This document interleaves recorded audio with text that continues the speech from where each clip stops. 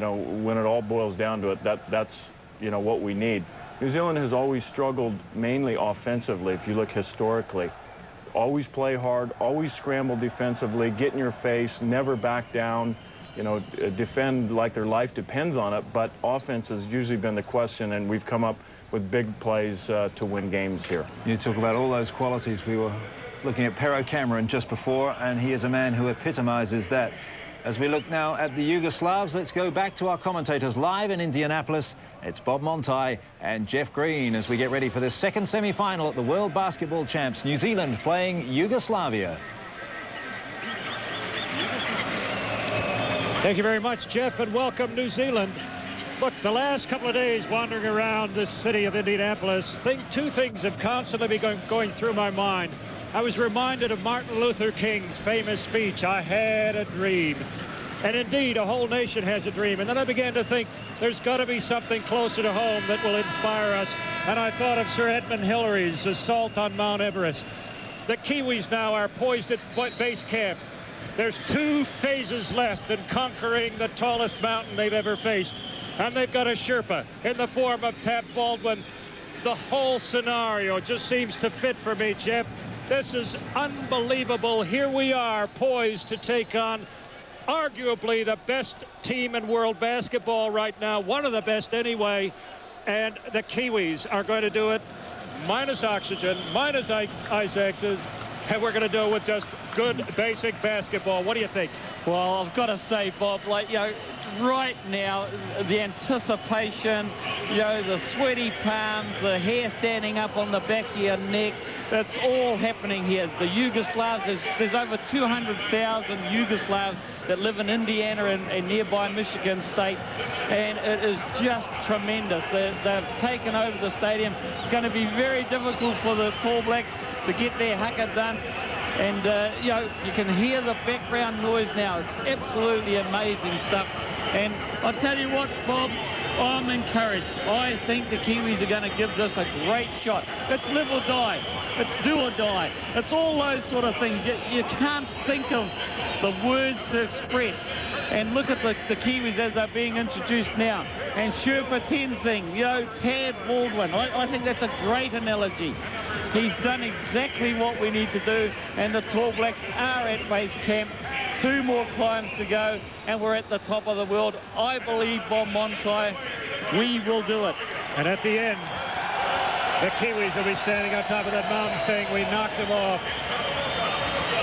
The Yugoslavs being introduced now. Here's a team that New Zealand has beaten the last time they played on a last-minute 3-point play. The Tall Blacks have excited a nation. Call them what you will. I'd like to say they've been fun. They've been exciting. They've been inspirational.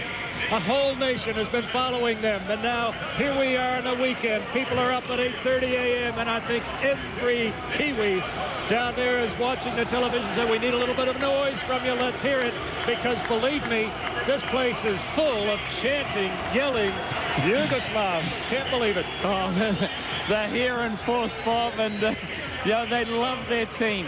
And that's the sort of thing that the Kiwis have to contend with. If we can take the crowd out, and the way we do that is by, you know, playing good basketball, quietening down the crowd influence. And if we can do that, take this thing out of the tail of the Yugoslavs early, you know, the crowd won't be in it so much, and then, you know, we can then settle down. And they're always keys to big games. No matter what sport it is, that's what we've got to do.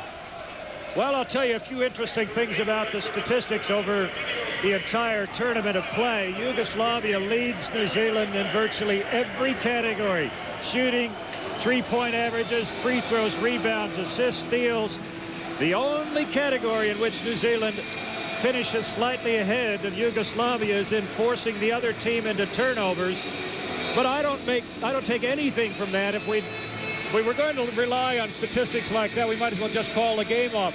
The real statistic is the heart the Kiwis have and the way they've been able to maintain their composure, often against tremendous odds, and put up more than a fight. They put a fright into the other teams time and time again, and they've won the big games. Now, Puerto Rico, let's just go back a few days ago. Puerto Rico beat Yugoslavia. We beat Puerto Rico. And I believe Puerto Rico awakened a slumbering giant, because up until that point, this team of superstars were hardly playing. They were so disdainful of the opposition.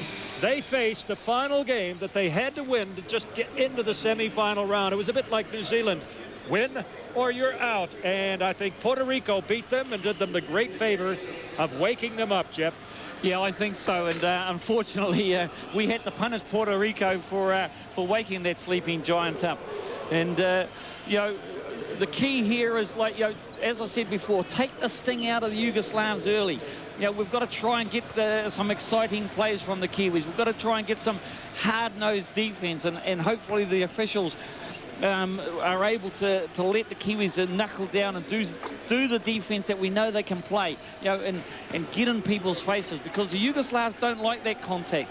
You know, they're one of the European nations that like to get out and about and be free and easy, and emotionally they play with their hearts a lot better than a lot more than other teams in this competition. And so, like, you know, if we can get inside their heads, you know, mentally, get them upset somewhere along the line, we have got a great shot at this, Bob. Well, there's another little saying in basketball that goes, if you're within 5 points going into the last 3 minutes, it's anybody's ball game. Keep your eyes.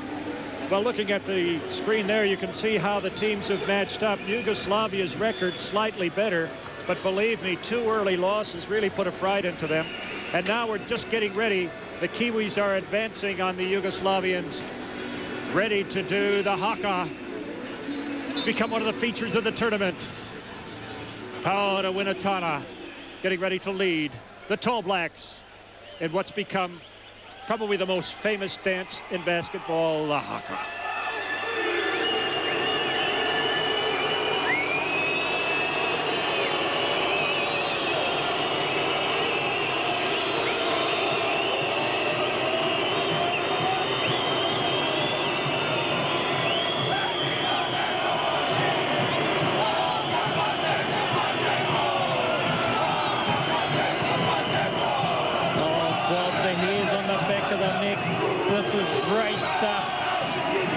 Look at the veins in those boys. Phil Jones. Oh, inspiring, Jeff Green. Look at the cameraman clustering around. CNN has taken it. ESPN has taken it. That's great compliment. Vlade Divac, the star of the Sacramento Kings, gave the Kiwis a warm round of applause. That's good stuff. Indeed it is. Now, one of the features of this game will be number 8. There you see him, 6'9" Predrag Stojakovic, 89% from the free throw line, carrying a 19-point per game average. And his teammate Gurovic shooting 49% from the three-point line. But hey, let me just go over a couple of things for New Zealand. Mark Dickel now is second in the overall individual stats and assists with an average of 5 per game. That's great for him. And Sean Marks, although he's only played 3 games, is still 5th in the rebound table, 5th in free throw shooting at 86.7%. And Philip Jones has climbed up to number 10, the leading scorer with a 17.3 average. But as I say, all the statistics count for nothing. Here we go. You can hardly hear yourself speak right now, Bob. The action is about to start. History is about to be made, I believe. Sean Marks, as you say, will not be, as you see, is not playing today, but he doesn't have the sunglasses on. He stopped with the eye drops. It's healing nicely, but he won't be playing today. Here we go. Yugoslavia versus the Tall Blacks underneath. Vlade Divac with the first 2 points. Divac, one of the mountains on this team. A big man at 7'1" and years of NBA experience. Ed Book counters. It's there. Oh, that's a nice touch by Ed Book. Vlade Divac wasn't going to be drawn away from the basket there, and so Ed was able to get a nice 2-point shot off. Here's the first milestone. Scores are locked at 2-all. Divac inside. Gurovic, not Gurovic, it's Katurovic. Number 5, Dejan Katurovic. And of course, number 15, there's Vlade Divac getting the easy one, but number 15, Gurovic. The Yugoslavs said in the press conference the other day, Bob, that he is probably the best unknown shooter in Europe. People just don't understand, and of course he came up huge against the US the other night. Well, he's known to me now. The second shockwave hit the Americans a couple of nights ago when they ran into Yugoslavia after losing to Argentina, and they lost that second game. And for a while, it looked like Puerto Rico were going to cause a three-peat. That is a three-peat defeat. But the U.S. hung on to win by 10 in that game. All that matters for naught right now. We're interested in the Tall Blacks going against Yugoslavia. Ed Book from the three-point line. He's got it. I love it. Book. You started off great, Ed Book. He scored all of 5 points to the New Zealanders. Good stuff, Ed Book. And I think the Yugoslavs are going to have to make an adjustment. Vlade can't be camped under the basket on defense. Vlade a little casual with that pass, and the Tall Blacks pick off the errant ball. Mark Dickel down Vladino's lane, straight to the hoop, and look at the block. It's got to be a foul. Katurovic was all over him, but there was no call. Sejakovic gives it back to Divac, who kicks it outside. Doesn't drop, and Big Ed Book pulls down the rebound. Mighty stuff from the Tall Blacks early on. We have the lead, 5-4. And of course, Pero Cameron bringing up the ball. He's saying, look, we're a patient team. Take our time. Kirk Penny backing in, gives it out to Ed Book. He's got it! UT Ed Book, another three-pointer. The Yugoslavs, this is exactly what I wanted from the Kiwis. Get the crowd out of the game. The Yugoslav crowd have all sat down. The quiet Ed Book, you man. Magic. Well, if we can force them all back into the cafes by halftime, we'll be in good shape. Another miss from the Yugoslavs, and Phil Jones rebounds the ball. Pero Cameron with 3. Oh, it's an onslaught. It's an onslaught. Big Pero Cameron, the Yugoslavs, they are smashing pens on the board here. They've got to know that Pero Cameron, left with that much space, Bob, is going to shoot a three-pointer. And look at the Yugoslavs. They're right in front of us. In the commentary position. And they are not happy. And right away, the Yugoslavs understandably have called timeout. There's 7:45 left in the first period. You see the score. And as Jeff said, we're sitting about 3 meters away from the Yugoslav team. And the coach is shrugging his shoulders. He's trying to get his players a little bit excited about this game. You would think they would come out motivated, but once again, maybe they're slow starters. Or maybe the 3 o'clock in the morning out on the town has had some effect. I don't know. They are a great basketball team. Let's not forget people back home that these are the current world champions, and they have the skills, they have the talent to come back on New Zealand. Sure, we've only had a couple of minutes, but what a couple of minutes, Bob. Oh, absolutely, Jeff. Already with a 7-point lead. You got to remember, there's a different sense of summertime time in European countries.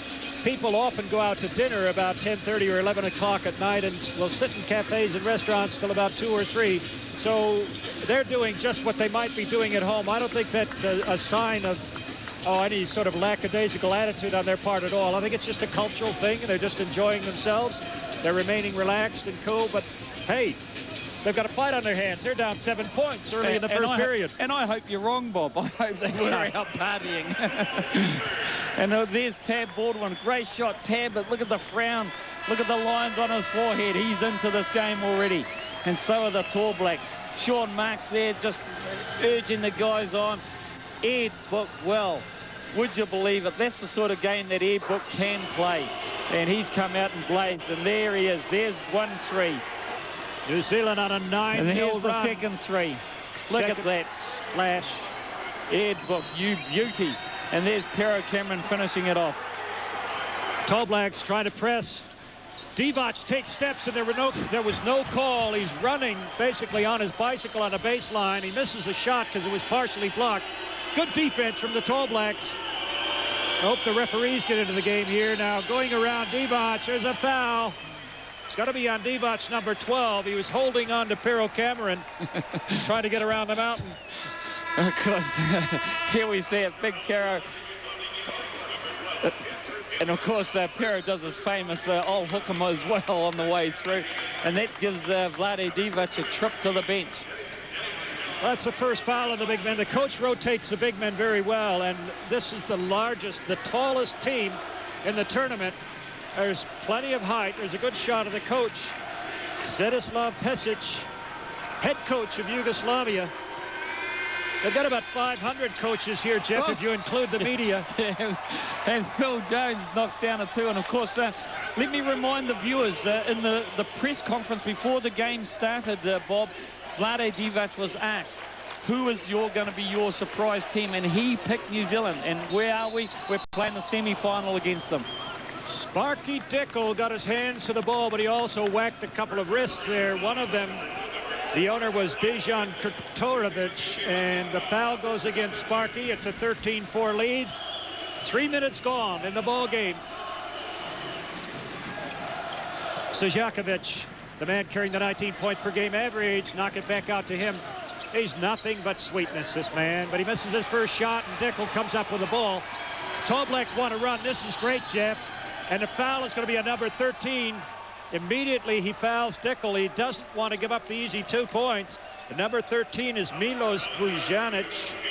And of course, Sparky Dickel showing his quickness. And, you know, there is no surprise that Sparky is second in assists in this tournament. He led the US NCAA in assists his senior year at UNLV. So there's no surprise there. Sparky's got his speed boots on today, the ones that go quickly. And faster that's faster. smoking right now. That's great. Tall Blacks will inbound the ball. Kirk Penny. One of the features of the Tall Blacks play is they do run inbounds passes. Dylan Boucher now is going to come in. He's going to replace Kirk Penny. Penny was knocked to the floor a moment ago, so he gets a little bit of time to recover on the bench. And into the game comes Dylan Boucher, the perpetual motion man. The pinball machine. Perro, nice little fake, kicks it out to Phil Jones. Lots of time. It doesn't go down. It's about the first 3 we've missed. Gurovich down Bloody Nose Lane as the ball raked out of his hands by Phil Jones, who cannot believe the call. He thought he had his hands on 2 chocolate chip biscuits. No problems there. And here it is going to the hole. Oh, that was hard done by. He did rake the ball, but he looked like he got all leather. All Japanese leather on the molten ball.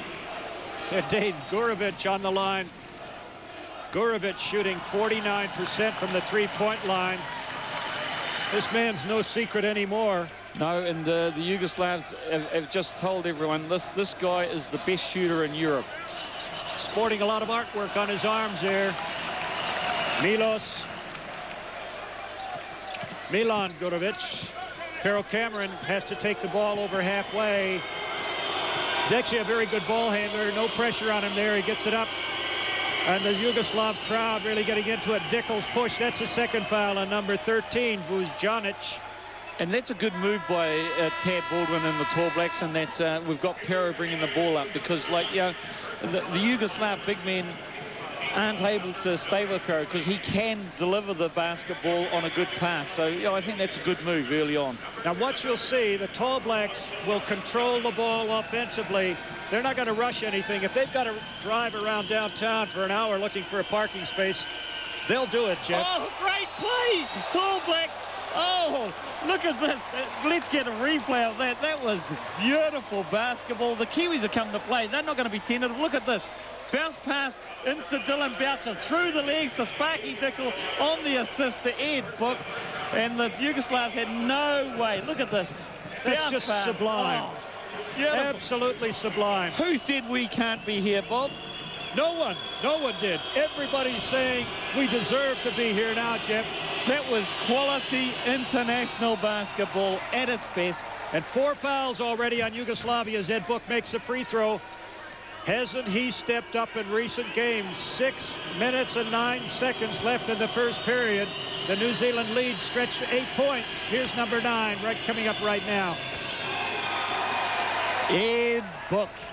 15-6 Kiwi lead. 6 to go in the first quarter. Double teaming out front. They want a half-court trap here. They certainly want to slow down this Yugoslavian offensive machine. Stojakovic from the corner. He's got it. And he's the guy that we've got to keep quiet. We didn't rotate around on the 2-3 zone. Dylan should have come out above his forward so he could get a hand in that face. And Stojakovic is not going to miss those. Ah, what a great shooter he is. Stojakovic is going to be playing in the NBA. Phil Jones just goes to the lefty. man up. Reverse layup. Great move from Philip Jones. Well, that's good. That gets Reefton into the ball game, Jeff. Of course, we've had a few emails down there in Reefton, so they've got some communication other than the log fires. Hey, it's the high coal tech. fires. High tech. Ed Book underneath. Dylan Boucher backing in against Stojakovic. Tries to find Ed Book. The ball stolen. Gurovic. No foul was called, and a turnover. that was a mugging at halfway.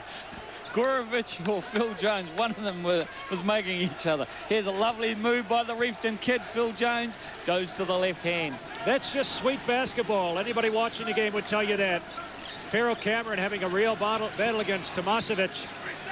Gurovic from the three-point line, in and out. The ball disappeared and suddenly popped out.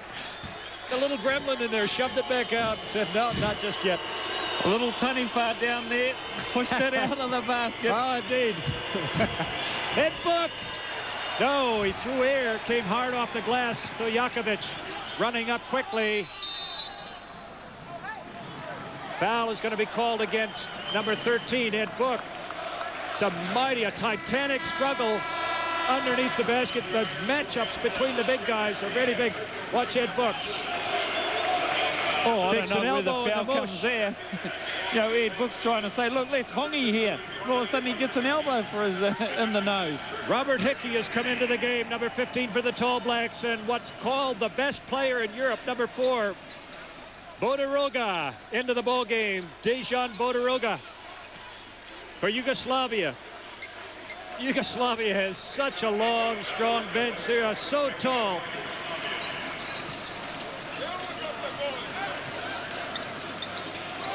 Nice shot inside, but defensive pressure forces the miss, and the rebound goes to the Tall Blacks. Kirk Penny back in the ball game.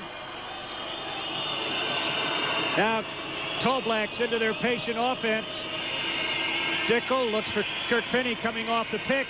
Back out to Dickel. Had a think, but didn't put it up. Back outside. Pero Cameron doesn't go down. And look at Dylan Boucher hustling after that basketball. Never say die, Dylan. He's never going to give up a defensive assignment, our Dylan. Stojakovic doesn't go down, and New Zealand gives up one putback, which doesn't go down, and then clear the boards, and big Pero Cameron making lots of room for himself. At the other end, we got Robert Hickey, you big beauty, you. Look at Rob Hickey. He ran the floor. He beat all the big men down from Yugoslavia. Sparky Dickel got him the ball, dropped it off, and big Rob Hickey finishes the break. Look at this. He's down the other end. Presence of mind off the glass. You beauty, Rob Hickey.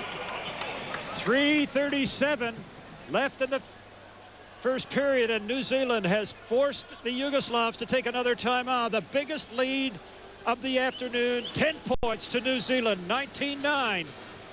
Well, Bob, you know, who would have believed this scoreline?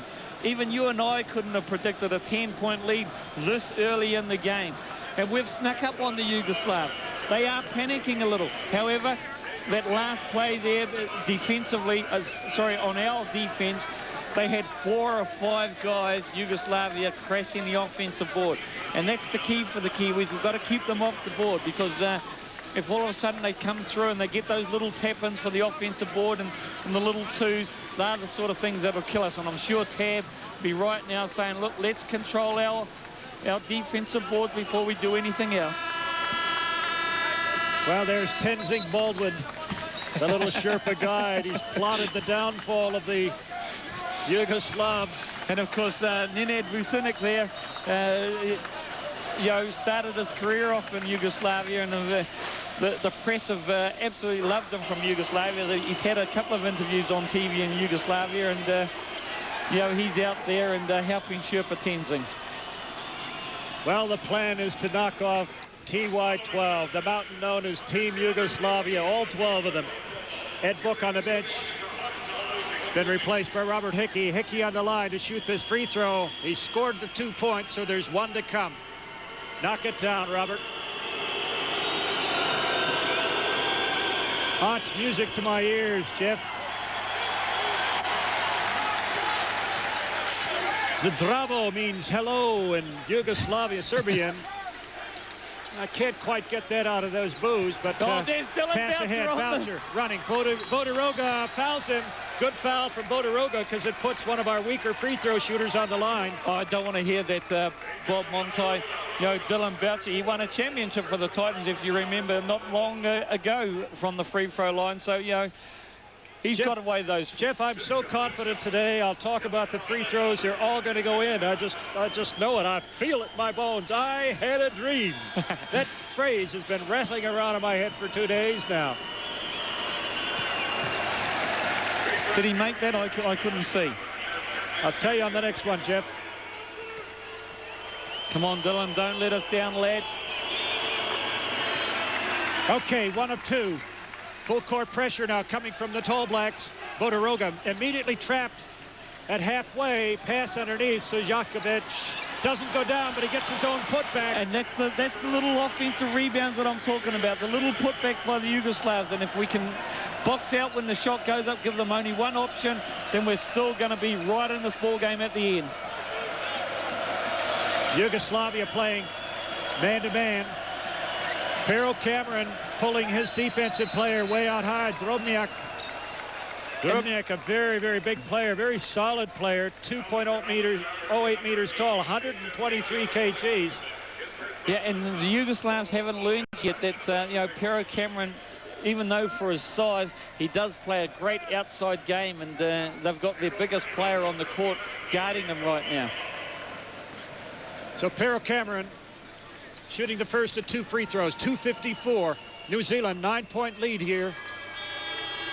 Pero can extend it. This will be the biggest lead of the afternoon. And the Yugoslavian crowd begins to boo again. That's going to be the music the Tall Blacks have to face all afternoon, Jeff. And as long as those free throws keep going down like that, Bob, we don't care. Pero had an interesting thing to say yesterday, a couple of days ago, when playing Puerto Rico, who were equally vociferous and outnumbered the Tall Black supporters. He just pretended all the cheering and the booing was for himself when they were obviously yelling against New Zealand, and that's a good little psychological ploy. The Kiwis have gone into a 2-3 zone here, which has worked really well for them throughout this tournament. Bodiroga kicks it outside, and number 10, that's Marko Jaric, is up to the task. He's just been drafted into the NBA for the Los Angeles Clippers, and they expect big things from him, so he hits his first shot of the basketball game. Trying to get it inside to Kirk Penny. Stojakovic marking him closely, and the ball goes out of bounds. Here it is. Marko Jaric makes the 3. 21-14, New Zealand still leading. Time ticking away here in the first period.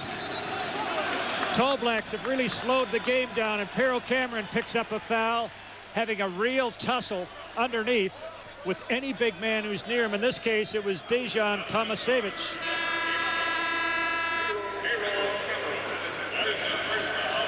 Tomasevic, 2.06 meters tall.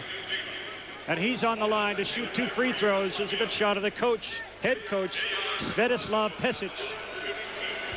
Met him out running. He was jogging the other day, Jeff, and I clapped him because they had just finished beating America. And as he turned around to acknowledge it, I said, "We're from New Zealand," and he put his hands on his head as though he had lots to think about. Tomasevic misses a second, and Boucher gets a rebound. Here we go. We need to foul him more often. That was an ugly free throw. 21-15, Tall Blacks by 6. Less than 2 minutes to play in the first period. Defense and pressure very intense now from the Yugoslavs. Kirk Penny goes through a double pick, and Drobniak picks up the foul. And that's good, because, you know, we're still aggressive on offense, and Kirk Penny split the double team there and went straight to the basket. Pity we don't have the continuation. That would have been 2 points automatic. Tab Baldwin constantly shouting instructions to his players, keeping things calm, keeping them composed, making sure they know exactly what's going to happen next, as Kirk Penny makes the first of 2 free throws and extends the lead to 7, 22-15. 1:53 left in the first period. Makes a second. Oh, and Dylan Boucher just got a giant Yugoslavian elbow to his chin. He's rubbing it. However, Miyataki, the Japanese referee, was in good position, saw that. Dylan Boucher will go to the line for 2. Look at it on the replay. Oh, that's just brutal. Brutal stuff from Predrag Drobnik. And for that elbow, he'll get himself a trip to the bench. He does. Well, he's not a happy camper. And look at the Yugoslav coach right in front of us. He's just absolutely spare. He's yelling at Stojakovic, one of the stars of the NBA, and he is not a happy camper. Come on, Dylan. New Zealand doing everything they need to. 9 fouls already on the Yugoslavian team. Now, that's 9 in the first period. Tab just sorting out who's going to be marking number 15, Gurovic. Misses a second, and Yugoslavia bring the ball over halfway. 1:45 left in the first period. Kiwis back into a man-to-man. Now they're playing a zone still in Boucher. Yes, oh, and that's charging a foul foul. on Vlade Divac. He tried the acting, and because like we all know from watching the NBA, that's a second foul. He's the biggest actor in basketball. Here we go. Pero Cameron did a nice job. Divac just acted his way through, and these referees aren't like the NBA. They're not going to take that acting job. I hope not, Jeff. I hope they call it fairly and squarely, and if they do, some of the Yugoslavs are going to find themselves a little bit upset. They're used to getting away with probably a little more physical type of basketball than is usually allowed in FIBA. Penny, 5 seconds on the shot clock. Dickel fires from 3. Doesn't drop. Gurovic controls the ball. Bodiroga in the lane puts up a little 3-footer, and it doesn't go down. Dickel almost makes a steal on Janic outside. And the Yugoslavia. Kiwis are over everything. They are hyped. And now we go into that treat note. We're into a man-to-man, staying with that man-to-man. Our plucky little Kiwis are really sticking right with the Yugoslavs here. Dickel's called for an elbow foul out front. That's the second on Mark Dickel, and Tab's going to have to rotate the guards. Yeah, and in comes Paul Henare to give Sparky that relief that we need, particularly with the second foul. But, gee, the Kiwis, Bob, I can't believe the start. This is a magical start, and it's a hot pace, which is really surprising. This is what has surprised the Yugoslavs, the pace of the game. It's a magnificent start, Jeff. And yes, the pace is pretty hot. And you'll notice that the Tall Blacks are getting the ball over halfway very, very quickly. Always alert to an uncontested fast break or a drive down Bloody Nose Lane. But if it's not on, they immediately go back into their structured offense. And Yugoslavia does not like to play so slowly. Hardly any of the teams here do. And it's a feature of Tall Black play that they do it so well with such composure, and therefore they're sticking close to just about everybody they play. We're into the last minute. There's 44 seconds as Kirk Penny lights it up. You beauty! He came off a Rob Hickey screen and nails the 3. You beauty, Kirk Penny. That one came from downtown, somewhere around the circle center. That'll be 3 blocks away. 27-17. New Zealand by 10. Into the corner. Gurovic doesn't go down. Kiwis contesting the ball. Gurovic goes inside. He's going to be fouled. Who will it be on? Dylan Boucher. I think Dylan got a piece of the action. Let's have a look. No, this is a screen. Look, the great pick and roll play made famous by the Boston Celtics, early 50s, late 60s. And that was great basketball. And here, oh, that was a tough call on poor old Dylan. Gurovic had the ball and went straight for the hoop, and in the way was Dylan Boucher. Boucher got the foul that time, and Gurovic on the line makes the first. And he sealed the game against the U.S. the other night, Gurovic, with some great clutch free throw shooting and a big three-pointer. It was free throws down the stretch that sealed the win for Yugoslavia. He makes both of... No, he doesn't. Yes, he does. Round and round it goes. 21 seconds. Tall Blacks can now use up the rest of the time, Jeff. Take one last shot. They don't want to give up possession. Time counting down, and the Yugoslavian crowd comes alive here. Penny controls the ball, turns around and fires it. You beautiful He's falling down, Kirk Penny, and he nails the 3. The ball is thrown the length of the court, but it doesn't drop. So at the end, compliments of Kirk Penny's unbelievable 3. New Zealand lead by 11, 30-19. And look at this on the replay. He did the splits on the wet floor, turned around, put it up, Kirk Penny, nothing but the bottom of the net. Oh, the Kiwis. Bob, we've got 3/4 of the game to go. I'm exhausted already. Oh, look, Jeff, this is what we live for. We live and breathe basketball. It's scintillating stuff, especially when you think that the Kiwis have jumped on the Yugoslavs. And I wish I could understand Yugoslavian because, or Serbian, they talk there, and the coach is just, look at him on there. He's just broken his chalkboard. He's just smashed it to the ground. It's broken in half. Well, everything riding on this game. For the Yugoslavs, they have won more medals in world champion basketball than any other country. 4 gold, 3 silver, and 2 bronze. And New Zealand, in their second appearance, the first time they've had a shot at a medal. 5 3-pointers from New Zealand in the first 10 minutes of play. That is fabulous shooting from the Tall Blacks. But hey, it's not over yet. We've got 30 minutes of great World Championship basketball to come. Oh, who would want this job, Bob, with a heart condition? No way. I hope you've got your tablets on you, Bob, because you know, don't leave your seats, New Zealand. Put fresh batteries in my pacemaker, Jeff, just before coming over here. But just to get back to the 30-19 lead, New Zealand has controlled defensively. They've controlled the Yugoslavs very well, and the Yugoslavs have played along with that by not shooting particularly well. We're waiting for first period statistics to come along, but I would think that the Yugoslavs probably were shooting down around 35%. Just checking the scoring for New Zealand, Ed Book has 10, Kirk Penny 8, Phil Jones 4, Dylan Boucher 2, Pero Cameron 4, Robert Hickey 2. Again, we've got 6 players in the first 10 minutes of the game featuring in the scoring. That's wonderful. Tall Black Magic, we believe. Look at that sign there. Tall Black Magic, we believe. And I've just got a text message from New Zealand, Bob. Rebel Sport in New Zealand have sold out of basketballs. Can you believe that? Sold out of basketballs. There's a special on rugby balls. That's a wonderful little statistic there, Jeff. Well, we'll see what we can do about that. We might have a container load that can ship them back because the souvenirs aren't selling too well here in Indianapolis. Watch this. Kirk Penny knocked to the floor, gets up, nets a 3, knocked down again, and immediately bounces to his feet and runs down to the other side. Here's some of the statistics. Yugoslavia is shooting 25%. It's even lower than I thought. Compare that to New Zealand's 9 of 14. Great shooting.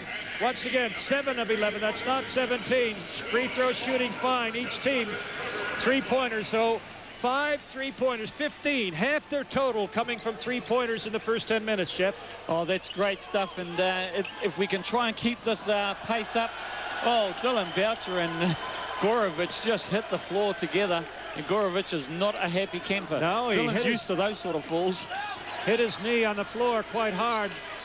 Divac, double team, takes it into the paint, tries to get under Bodiroga under the basket, but the Tall Blacks make the steal. Paul Hanani gives it off to Pero Cameron. Little move, goes to the hoop, protects it. He's got it. That's a class move in any league, any country, anywhere, anytime. Absolutely, Bob. And did you see the English on that ball as Pero went to the hole? He threw that at least halfway away from the little white square and just kissed it off the glass. I like to say the bit of Temari. Terreo onto that ball. That's great. Inside, Divac kicks it back outside. This is what they want to play for, the 3-point expert. Pero holds Divac away. He's so strong in the body. He holds the big man at bay and collects the rebound. Foul at the other end. It's going to be a holding foul against number 14, Tomasevic. And look at this, look at this, look at the spin. The English. Terreo. The Terreo that Pero Cameron puts on that's magical. And then down the other end, Rob Hickey fighting for position on the break. Gets down there. Look at that, that's magical stuff. Indeed it is. There's an offensive foul, this time against Hickey. That's an even-up call. It was an even-up call, but Vlade Divac, the best actor in world basketball, pulls one off the referee. In case you don't know, we've got a referee from Spain, Eduardo Sancha. and Yosuke Miyataki from Japan. Once again, neutral referees, of course. Back into our 2-3 zone that's worked so well for us this tournament. And there again, it produces a steal. Paul Henare. Tall Blacks defense causing all sorts of pressures. Pero Cameron, it's the first three-pointer he's missed. Bodaroga on the run. Charge, and we nail another one against number 4. And of course, those Cody stumps of Pero Cameron. He was just set beautifully, and there was no question. Here we go. Goes to the hole. Look at Pero Cameron. Absolutely still as a Cody tree. Takes the charge. That call was as clear as you could get, and if any Yugoslavian protested it, they don't know the rules. Dejan Bodaroga picks up his second foul early in the game. Now, the Yugoslavian team must begin to worry a little bit about the rate that fouls are accumulating against them. Henry bringing it up, gets it over halfway, and once again, the Tall Blacks very patient on offense. Rob Hickey finds Phil Jones, who's back in the game. Pero gives it off to Henry. They're going to call him for steps. Oh, that was unlucky. Paulie just got the ball there from Pero and just took that little extra step. But that's the first one of the game, because remember, they only call 2 a game normally. Unfortunately, it went against us. Okay, we got one to come. Gurovic, number 15, with the ball. He's a hot three-point shooter. In fact, Stojakovic is another hot player from the three-point level for anywhere, really. Bodaroga can throw it. Tomasevich kicks it back out. Time on the shot clock, 4 seconds. Bodaroga into the lane. It doesn't go down again. And the Kiwis, after giving up a putback attempt, get the ball off the floor. Henry pulls up, shoots a 3. Doesn't go down. I don't know if Tab will be too happy with Paulie there. Like, even though it was a free shot, it's that patience that we're known for. Well, Paulie thought he had rhythm on his side, but it was not to be. 7:30 left in the first half. New Zealand 32 lead Yugoslavia 19. And the foul by Paul Henare on Marko Jaric. Jaric on the line. Fortunately, that shot didn't go in, so he's got to shoot 2 honest ones. And Sparky Dickel and Ed Book replacing Paul Henare and Robert Hickey. Just on the replay there, Bob, he took steps after the bump from Paul Henare. He still took steps, and that's shocking. Marko Jaric, you see his average there. A real contributor, 8 points a game. The Yugoslavians have a long, strong bench. They can substitute almost at will. They've got size, they've got speed. Of course, Bob, that's their first point they've scored this quarter. Well, almost 3 minutes gone in the quarter, and they make a free throw. 32-20 in the Kiwis' favor. Pero Cameron gives it back to Phil Jones. Nice move, back to Pero. Pero. Little bounce step, cross dribble, and he's got 2 more. The big fella, crossover dribble, pulls up, nails the 2-pointer. Biggest lead, 14 now to the Tall Blacks, 34-20. Wonderful start. Oh, Marko Jaric. Jaric lights it up with 3 and knocks it back to an 11-point lead. That's his second 3-pointer of the game as well. Interesting game here. Whole country watching this game. Jaric makes a good steal. This could ignite the Yugoslavs. They're up quickly. Gurovic with a jam, a running 2-pointer. And that started from the steal by Jaric. He got the 3, got the steal, came down, led the fast break, and off to Gurovic for the easy 2-pointer. And you can't hear yourself. The Yugoslavian crowd is just going absolutely nuts. Don't worry, they won't panic. And again, another foul. This one's going to be on Gurovic, number 15. Here we go. Look at Marko Jaric, just drafted into the NBA. Gurovic goes one-handed jam. Good basketball. That's a lack of talking on defense. The deep guys have got to point out where the open man is in direct traffic. No one did it there. And Guric got a one-handed running jam on the layup. 6:05 left in the first half. New Zealand 34, Yugoslavia 25. Kirk Penny spins from the 3-point line, knocks it almost down. Yeah, and that was a foul by Phil Jones. I don't know what Phil was thinking, but a rush of the blood to the head by the Reefton kid. And that wasn't too hard for the Spanish referee to call. That's 2 fouls on Phil Jones. The second period, he might get subbed off just to cool him down a little bit. Tab has been a masterful tactician, both in planning a game plan and in rotating players. And once again, Stojakovic misses a shot, gets it back himself, and gets the putback for 2, and it's a 34-27 ball game, and the Yugoslavs in the crowd are going crazy. Well, for the Kiwi fans that can't get basketballs in New Zealand, Bartel Sports have some, so they go down and get your basketballs. This is great. There you go, Pero Cameron. Tomasevich. What we've got to do now, Bob, we've just got to get back on defense, stem this tide of runs that the Yugoslavs are making at us, because, the game is going to be ebbs and flows, isn't it? So, we've just got to concentrate.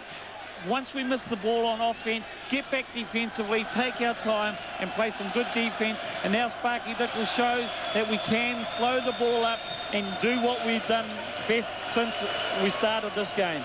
Well, the Tall Blacks now have to stem, put the stoppers on a 7-0 run here to Yugoslavia. 4 minutes, 53 seconds. Ed Book kicks it back out. Dickel from a long way with 2 seconds on the shot clock. He had to put it up. Time was ticking away there. Yeah, the defense of the Yugoslavs has started to increase.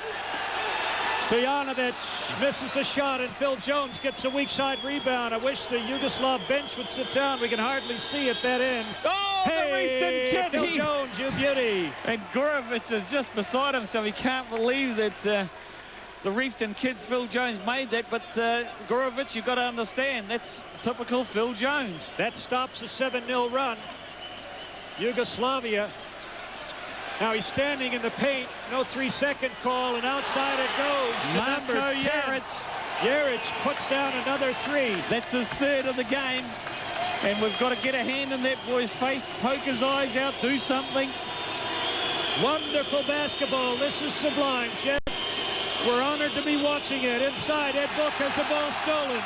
Long pass ahead. Dickel makes the steal right back. The Kiwis are back. Pero Cameron deep in the corner. He gave up the shot. Oh, Kirk Penny, what a crossover dribble. He goes to the basket for 2. That was beautiful basketball. Let's see the replay. This is killer crossover stuff. Here we go. Pero Cameron gave up the 3. Ball fake. Split 2 defenders. The crossover dribble. Finish for the layup. Kurt Penny, you beauty. And right at the end, Jeff, number 10, the hot man for Yugoslavia, Jaric, picks up a foul. That's something he didn't need to do. New Zealand now lead 38-30. We've got a timeout taken by the Yugoslavians with 3:40 left in the first half. New Zealand's lead has been cut to 8 points. But the good thing about that, Bob, is that we've been able to stem that run. We stayed with the Yugoslavs. They went on that 7-0 run. We managed to score ourselves, get back into it, get back on defense, and that's all you've got to do. You've got to. This game is going to be ebbs and flows. We're going to go up, we're going to go down, we're going to go up, we're going to go down. That's the nature of playoff basketball. We're in a playoff right now to go to the gold medal game. And that's exactly what we've got to do. So we've got to concentrate.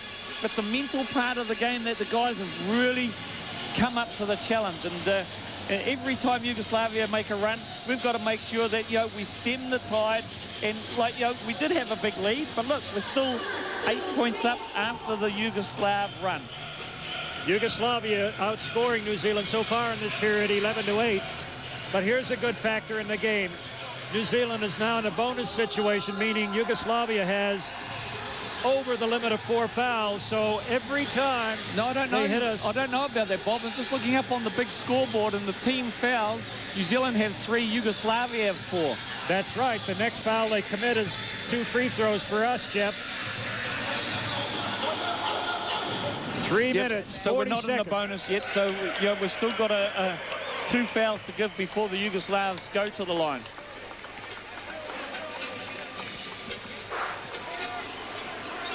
(38-30), New Zealand by 8.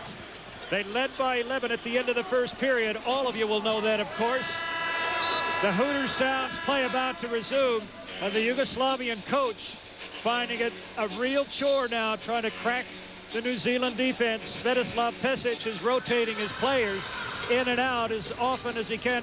He's leaving Bodiroga, who's reputedly the best player in Europe, and Stojakovic, who's going to the NBA. Well, I'll tell you what, Bob, I'm rocking the head here. The sound system in the background. You've got the power, and the Kiwis certainly have the power right now. In fact, Stojakovic, pardon me, is already playing for the Sacramento Kings. He's a complete basketball player. You can see his influence in this game because he's a kind of a go-to guy. If they want somebody shooting the ball under pressure situations, it would be Stojakovic. Kirk Penny makes the three-point play. 9-point lead, New Zealand, 3:38 to go, Bob. New Zealand into a 1-2-2 zone. Yugoslavs have to figure out how to play against this. Bodiroga comes high, and he can't get up a shot. We're in the 3-2 zone now, which has also stopped a few teams from that outside jump shot. 3-second call. A turnover goes New Zealand's way. And that's a call that you don't see very often in any form of basketball, whether it's the World Championships, NBA, or back home. That's just not a call they call very often. No, and the Yugoslav coach was not happy and expressed it to the referee. New Zealand working very patiently. Yugoslavia staying with a man-to-man. They'll probably play man-to-man the whole way. I can't see them playing his own. Kirk Penny, nice little spin, little fake, and he drops it. And that's Stojakovic is not only a scorer in the NBA, but he's a great defender, and Kirk Penny has beaten him twice off the dribbles. Kirk Penny's a class player. Everybody knows that. There's 1 year of eligibility left at the University of Wisconsin. He's looking forward to that. Kirk Penny, 5 straight points for New Zealand. And another three from Jeric. Marko Jeric, that's his 4th three-pointer of the game, and he's a guy that we've got to really clamp down on. Dickel takes it underneath, and that's going to be 3 fouls on Marko Jeric, who's got the hot hand. No, it's 2 fouls. That's 2, but that's the other way of getting him out of the three-point shooting, Bob. Look at this beautiful move by Kirk Penny. Had him on his butt, wheeled, reversed, then pulled up. And there's Marko Jeric. Just pure shooting. That's 4 three-pointers. The other end, Mark Dickel, 2 free throws, compliments of that nice drive to the hoop. He nailed a foul against Jeric. And, of course, the Yugoslavs are in the bonus now, so we're shooting free throws for the next 2.5 minutes every time the Yugoslavs foul. He's got them both. Great shooting from Sparky Dickel. What a contest. A titanic struggle here between 2 great teams. New Zealand, Yugoslavia. Conseco Fieldhouse is alive, buzzing. Stojanovic inside. Tomasevic. Sorry, it's not. It's No, he got a foul on Kirk Penny there. Trying to stay with Stojakovic as Stojakovic went through the lane. Kirk impeded his progress, and the referee saw it. That resets the shot clock, and there's 2 minutes and 15 seconds left in the first half. New Zealand still with that 10-point lead, 43-33. They've scored well. They're great actors, these Yugoslavs. When they're getting pushed and bumped, they're great actors. Stojanovic pulls up short. The shot falls short, and Pero Cameron looking. See, Pero knows that the Yugoslavs are in the bonus, so he pushed the ball hoping that one of them would have a rush of blood to the head and foul. That's good basketball. One of the smartest players in basketball today, Pero Cameron. And Kirk Penny goes around Stojanovic. Left him for dead, but couldn't put the shot down. Pero Cameron getting back very quickly on defense, prevents an easy 2 points. So Yugoslavia have got to play an honest one here and try to get 2 points the hard way. 10 seconds on the shot clock from the corner. Gurovic. It's there. Wonderful shooting. Oh, he's the guy that we've got to watch. He's the guy that killed the United States the other night. And he's the guy that we've got to watch, even though Marko Jeric is shooting the ball well. Tab Baldwin, he's a bit unhappy now, and he's called a timeout. Oh, beautiful play by the Kiwis. Oh, the Japanese referee says that's not a basket to be counted, and that was a beautiful backdoor play by New Zealand. And there should be 2 free throws. There will be 2 free throws for Pero Cameron to come. Tab Baldwin's called a timeout, Bob. That was beautiful basketball. I've got to say, Bob, and we keep saying it, the Kiwis are just playing beautiful, beautiful basketball. It is really a joy to watch. And these guys are playing in world-class competition. You said it before, Pero Cameron, it was made a number of times at the press conferences we've been at. Pero Cameron is probably one of the smartest basketballers at these World Championships. Now, that's a huge, huge compliment. Oh, indeed it is. And New Zealand, as you see, clinging to that lead, 43-36. Yugoslavia have been forced into making all kinds of switches, both defensively and offensively. Just haven't been able to cope with the Kiwi defense. And they haven't found an offensive pattern that's going to do it. The Tall Blacks, on the other hand, a bit of individual brilliance and playing off of patterns as they have all tournament long, have ripped into a 43-36 lead. The master technician, Tab Baldwin, talking to his team right now. We're taking a pause. The gym's a little bit quiet as the Yugoslav crowd just gathers in their wits, gathers their breath a bit, gives us a chance to think things over. And the rush for halftime. There's 1 minute and 7 seconds left to play. What a great start from New Zealand. I'm sure everybody in New Zealand watching this game is proud of the Tall Blacks. And that's meant to say, aren't we lucky to be here? No way. They've earned it. They're proving it. No one is taking them lightly anymore, least of all Jeff and myself. Oh, you're totally correct, Bob. I'm just absolutely soaked to the bone right now. The sweat is coming down. You know, it's just so hot here, and not only that, the basketball is hot. You know, Sparky Dickel's shoes are smoking. The Tall Blacks are smoking. The Yugoslavs are hot from the three-point line right now. It's just a great atmosphere to be in, Bob. You know, you and I are probably the two luckiest Kiwis around at the moment. We're so close to the action. Indeed. I thank for Lucky Stars every day. Kirk Penny, the hottest Kiwi now. He's got 13. Pennies from heaven, 13 of them have fallen through the hoop. And here's Pero Cameron on the line, inserting the first of two. New Zealand by 7. 1 minute, 7 seconds left to play in the first half. He knocks down the first. Ed Book back in the ball game for New Zealand. Dylan Boucher's come off the bench. Paul Henare has replaced Mark Dickel. Great substitutions again by Tab Baldwin. Here we go. And look at Big Ed Book rushing back on defense. That good stuff here. I don't think he's felt so young in years. Well, the Yugoslavs haven't figured out the zone yet, so the Kiwis go straight back into his zone defense. And number 5, Dejan Kuturovic, makes the 2 points. He got the ball in the lane and went straight to the hoop. It's a 45-38 lead. 43 seconds. Harrell puts up a 3, knocks it down. You beauty. Oh, I've got to laugh. The Yugoslav coaching staff just throw their arms up in the air. They're like, where the heck did this big guy? He's meant to be playing rugby, not basketball. Our knight in shining black, Pero Cameron. The There's Kiwis. A steal by the pinball machine, Dylan Boucher. Mr. Energizer on defense. They force another turnover. Yugoslavia gives up the ball, and that gives New Zealand the last shot in the half. Time ticking down. We got 10 seconds. Now's the time to start the move. Boucher comes up. They'll be looking for Pero Cameron. Boucher spins, goes down the lane, and they call a travel on him, and there's 3.3 seconds. Yugoslavia can inbound the ball and get a shot here, Jeff. Look at this move there. Pero Cameron launches another 3, nothing but the bottom of the net. Got a holding foul called against Paul Henare. Oh, I can't believe Jaric tried to push him away. It might have been a little bit of both, but the foul goes against New Zealand, and it puts Yugoslavia on the line. So instead of getting the last shot in the game, we've given up 2 free throws, and no time has elapsed on the clock. 3.3 seconds. Yeah, that was a harsh call, Bob, I've got to say. You know, at this stage of the game, you can't blame Paulie Henare because, like, you know, as we've said so often, the point guards are just nose to nose the whole time. And all of a sudden, Marko Jaric gets a call from the referee that was out of the blue. But he only makes 1, so that's good stuff. Penny's shot from within his own half is blocked, and that ends the first half.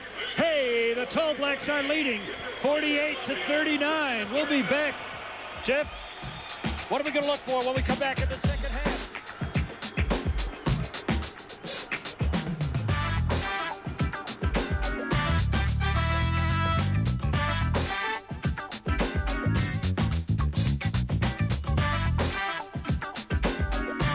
The atomic. What a great scrap for the ball we've seen in the first half of the semi-final. The Tall Blacks in Yugoslavia. Dylan Boucher right in there, as you would expect. New Zealand takes a 9-point lead into the second half. How about this? Kirk Penny down, up, in and down again. Absolutely brilliant stuff. The dream is still well and truly alive. The passion, the intensity. This is fantastic basketball. The Tall Blacks taking it to Yugoslavia, the defending world champions, in case you needed reminding. The Tall Blacks out to, at one point, a 14-point lead, now leading by 9. The winner of this game plays Argentina in the final. Chris Tupu and Tracy Carpenter are with me and barely able to control themselves. Chris, the Tall Blacks playing smart once again. Really smart. You can see they're mixing the defence up. I think on a made basket, they're going back into a zone defence where they mark an area rather than a man. And then when they miss, they're going into a man-to-man defence. And the Yugoslavians are having all kinds of trouble against it. Tracy, we saw an example of that just before half-time, where there was plenty of space and the pass went off instead of the shot. Yeah, the Yugoslavs are befuddled. 4 for 16 shooting in the first quarter. The Kiwis have done great, and they're playing great offense. They're just playing such superb basketball. It's just great to watch, and we hope that we can keep it up here. Don't we just? Kirk Penny right on his game. Unbelievable. Kirk has such great body balance, quick drives to the basket. He can stop and pop. He's so multi-skilled. Kirk is a future NBA player. And Chris, Pero Cameron, is there anything he can't do? Well, again, we've talked about Pero making the big plays when it's needed, you know, hitting the passes to the right people at the right time, and we just continue to see smart play from not just Pero, but all of the players in the New Zealand team. I think one of the things that I'm really impressed at is that, you know, there's hardly ever a forced shot or somebody doing something that they're not capable of doing. Within Tab's framework, all of the players are doing exactly what they are good at doing. Well, let's pick up that point with Tracy in your coaching experience. I mean, Tab puts his players on and tells them to play to their strengths. Exactly. You go to your strengths and you stay away from your weaknesses, and that's exactly what the Tall Blacks have done. It's just beautiful basketball. Now, Yugoslavia, they haven't figured out the zone. What are they going to be talking about at halftime? What are they talking about right now? Well, they've got to make some adjustments. They've got to figure it out, or they're going to lose. And their ball movement, they're stagnant. Their spacing seems to be off. Maybe they can run a player to the corner underneath a screen, but they've got to come up with an answer and in a hurry. All right, well, still in our commentary position in Indianapolis is one sport expert analyst, Jeff Green. Jeff, it is a joy to watch. Yes, I've got to say, Jeff, it's, you know, this is a magical job. Whoever gave me this, I'll have to buy dinner, because you just can't believe the atmosphere here. And, you know, the Kiwis, they just keep taking us on this coaster ride of emotion. It's up and down, it's in and around, and it's just pure magic. And, you know, we still believe, Jeff. We still believe here in Indianapolis, and I just imagine what the crowd are doing. You know, people are back home on a Sunday morning. Just, it's just unbelievable. I can't describe it. It's unbelievable.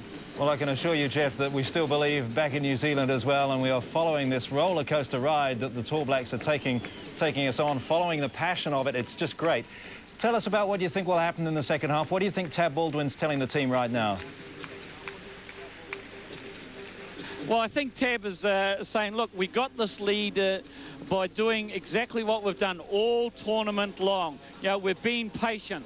You know, we've controlled our defensive boards, and when we've done that, we've been in ball games. And, you know, he said, he'll be saying, let's keep with this tenacious defense. Let's not get the Yugoslavs in there. Let's not take the flip-flops that they're well known for. And he'll say that offensively, we just got to keep shooting the ball. We're shooting a great high percentage right now, and, you know, we can't get tentative. And he'll be saying, look, the dream is still on. You guys are up against the world champions at halftime. This is your game to lose and Yugoslavia's to win. It's 48-39 at the half-time break, Jeff. Again, as we've seen through the whole tournament, this control from the Tall Blacks and this patience as they work away in offense, and it's just spreading through the whole game. It's just fantastic to watch. Yeah, and the international media have picked up on how patient the Kiwis are. And Bob said it in the commentary, you know, the Yugoslavs like to get out and run and get out there and pull up for the big three-pointers. And the Kiwis have taken them totally away from their game, totally away from what they used to. And I think it's mesmerised the Yugoslavs. It's like they've put them into a trance. You know, the Yugoslavs are into a bit of a sleep pattern here because they're not used to playing this type of slow-down basketball. Jeff, you talk about the Yugoslavs being mesmerised. I mean, when you think about the experience in that Yugoslav side, there are 5 NBA players there. Why is it they cannot work out what it is Tab Baldwin's trying to do? Well, I think every international coach, Jeff, at this tournament has been trying to work out what Tab Baldwin, Sherpa Tenzing and the Tall Blacks have been trying to do. And the Yugoslavs haven't worked it out for a whole half. It took the great USA team to a whole half to work it out. It's just, they just haven't seen pure basketball like this. Like a lot of the teams play on the NBA stars, and Yugoslavia are no different. You know, people, they look for the flair, they look for the guys going to the basket, shooting the big threes and playing on emotion. They just haven't seen this type of basketball from New Zealand, where it's, you know, it's just nice, basic basketball, and that really is the key. And let me make a prediction, Jeff. I think that the Yugoslavs won't work this out, and I think if the Kiwis get on top in the third quarter, I think you'll find that the Yugoslavs mentally will start to lose it. And Jeff, every single basketball fan in this country will be hoping that you are right. Thanks very much for that. We'll be back with you and Bob in just a moment. Half-time in this second semi-final at the World Basketball Championships. New Zealand ahead, 48-39 over Yugoslavia. The second half coming next. And there he is, looking so sharp. Yeah, I mean, just clinical. You know, he's going up against Peja Stojakovic, one of the stars in the NBA, but hey, who cares? We're looking at Penny just taking him to the rack and doing really quick moves and finishing off with some great shooting. Tracy, it's the speed of the movement. He's able to move quickly but stop on a dime. Kirk Penny loves to practice, and that's why he's so good. He's so dedicated, so disciplined, and you're looking at the end result of that. Are we looking at the best basketball New Zealand's played in this tournament today? I totally believe so. I mean, this is just an unbelievable half. They're sharp offensively, great outside shooting, great feel, spacing, understanding of the game, and then defensively, they've taken Divac out of the game totally. 7'1", one of the top players in the world. So he's on the bench, and the zone and the changing defenses has just befuddled the Yugoslavs. No, I mentioned the zone when I was chatting to Jeff Green. I want to get your thoughts on it too, you guys. Why is it the Yugoslavs, and they're NBA players, they have plenty of experience. It's a zone defense. Why can't they work it out? One of the things I don't think the Yugoslavian team's doing is getting the ball down into the corners, and that really flattens the zone defense out and creates more openings. They're sort of just running the ball around the top, and sure, they've got some three-point shots out of it, but, you know, they really haven't done much against the zone. And the other thing that is good for the zone for us is that our big guys are in rebounding positions. So we're seeing the Yugoslavians getting one shot, and we're getting the rebounds. Which is why Pero doesn't stray far. Exactly. It neutralizes big players on an opposing team. And the one thing is the zone isn't used very much at the international level. So, you know, there's some risk playing it with the great shooters from the other team. But so far, so good. I mean, I'm sure they're going to stay with it. The Tab's prepared to take the risks as well. I mean, in the way he plays to the player's strengths, there's little margin for error in that practice. Exactly. The Kiwis have a small margin of error, but are making the most of it. And again, it goes back to understanding and believing in what they have to do. They've just played brilliantly. And more of the same, obviously, in the second half. You think that's the message Tab will be giving the team? Yeah, I mean, keep it up. More of the same. Go on, Chris. I think that maybe we may see a little bit of a half-court trap, maybe some other zone type of defences where we mark an area rather than a man, but move it out a little bit more and maybe force them into a three-quarter of a sort of a trap. So I think Tab may have that up his sleeve and some more of that zone defence. I think what we've seen through this tournament is Tab's prepared to mix it up, isn't he?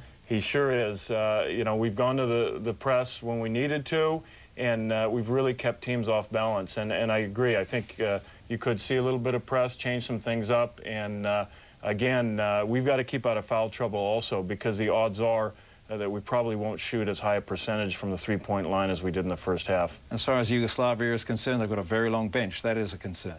Yes, it is. I mean, great players, and, you know, they'll have different people step up.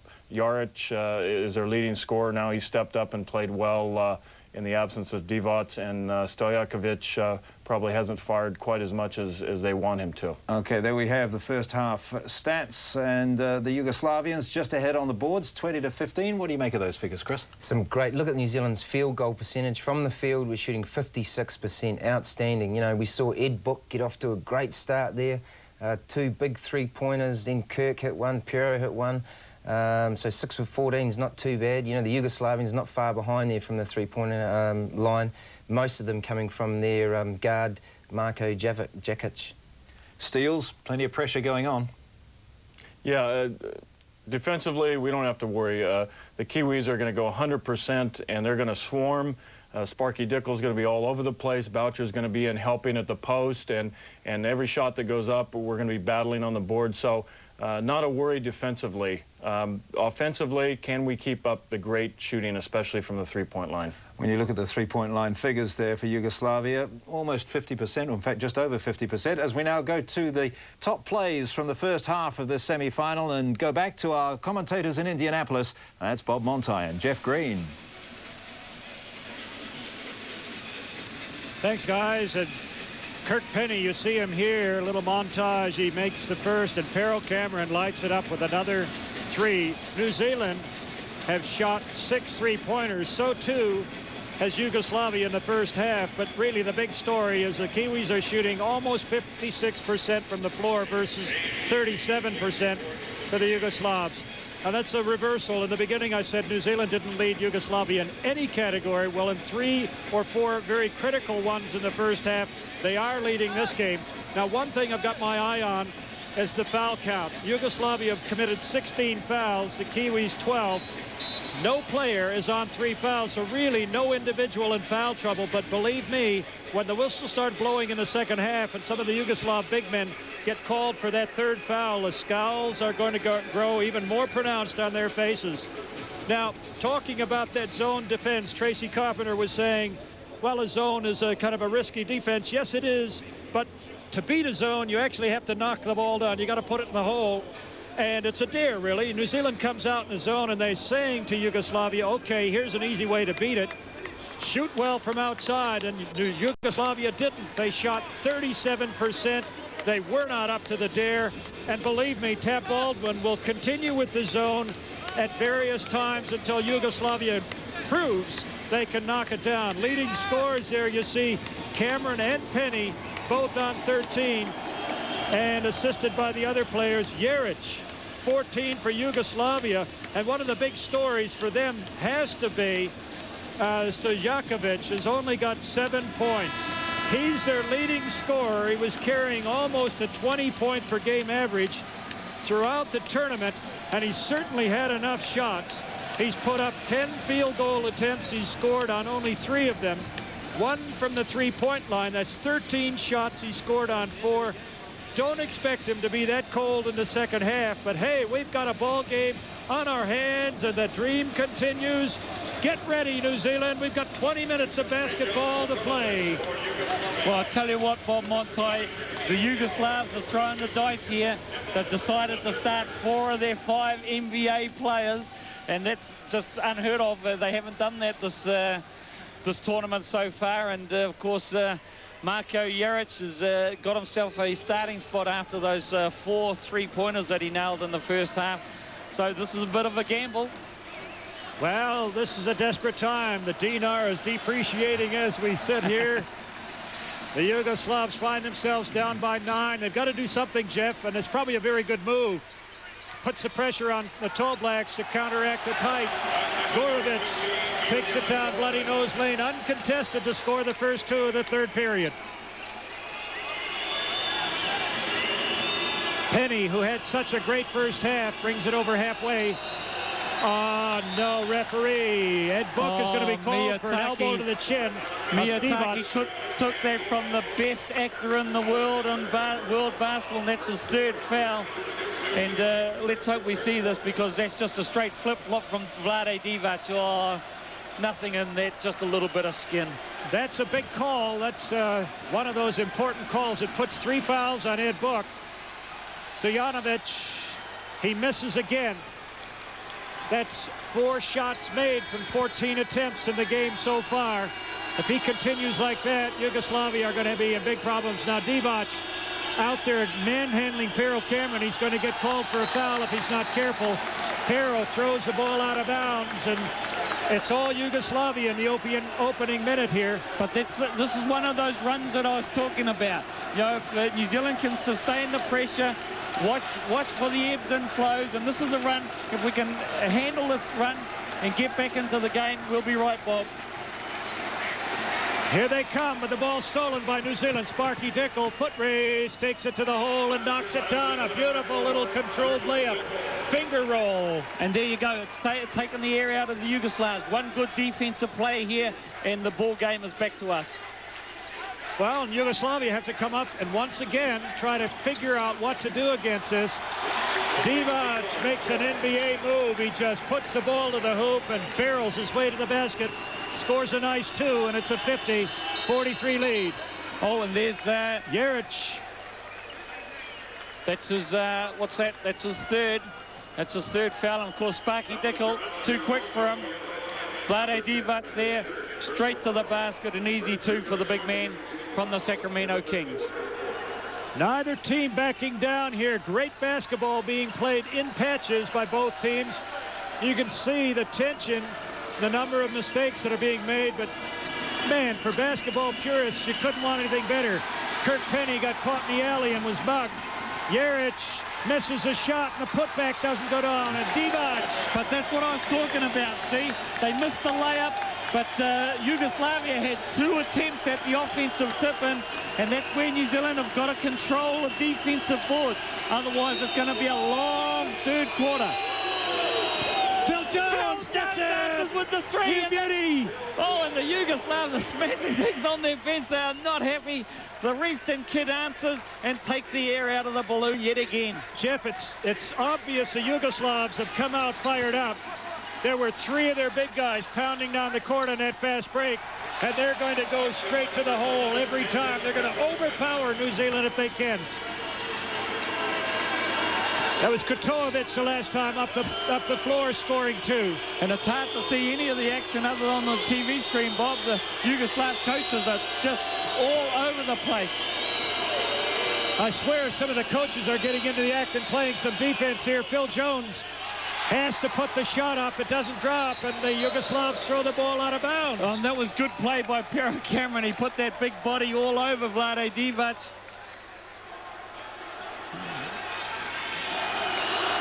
And the referee comes over and helps us out by signaling to the Yugoslav bench that all the coaches and all the players have got to sit down. They won't stay there very long. They'll be up and down like yo-yos. 7 minutes left in the third period. New Zealand lead by 6. It's 53-47. This is the dreaded third quarter the Kiwis have encountered this whole tournament. Kirk Penny straight to the hoop. It doesn't go down. Pero is going to be fouled by number 8, Stojanovic. Stojakovic, he got tangled up with Big Pero, and that's his second.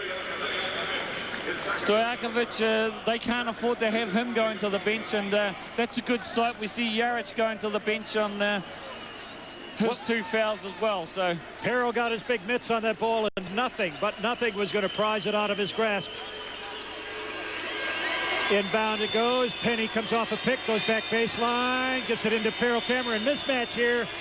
Pero goes baseline, and he's called for taking steps. Oh, I don't know about that, but the Spanish referee was caught right behind the defense. Miyataki was right there, and the Spanish referee came up with that call. Well, there's a good reason to have 3 referees, as would normally be the case in a FIBA match. We've talked enough about that. Divac. Gurovic from the corner. It doesn't go down, and Pero gets a rebound once again. Phil Jones brings it up quickly. He spots a little gap on the baseline, kicks it back out. Pero with the 3. On the ring, around in. Beautiful. Oh, Pero Cameron, he got a bit of love from the ring, a bit of love, and it knocks it down the big three. And we've been able to stem that tide, Bob. That friendly little Taniwha again, Jeff. And that's the same ring that Taniwha was on That's right. for Yugoslavia. So he's been able to help the boy from the Napoli land.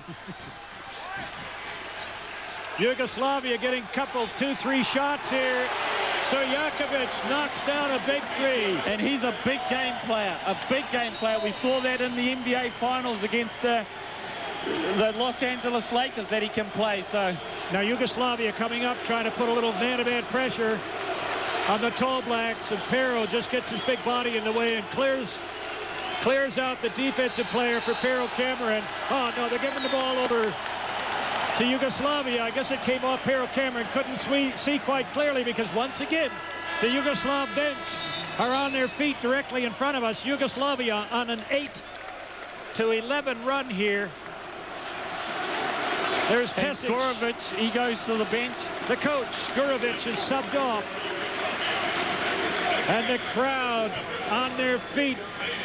Red, white, and blue striped flags waving everywhere in Conseco Fieldhouse.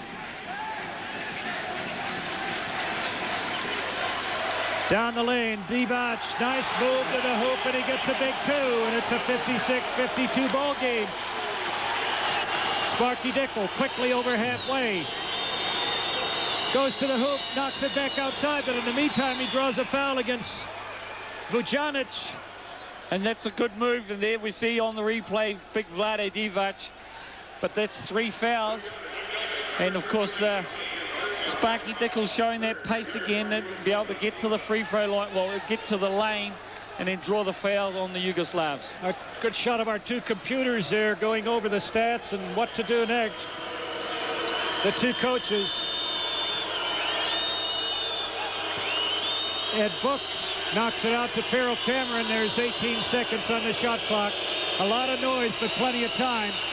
Now Ed has the ball stolen by the Yugoslavs. It's a 3-on-2 fast break, and Pero Cameron once again back down there defending that hoop for honor and country. It certainly was, and it was a great defensive move by Pero. He knew that the ball was going to go to that wing.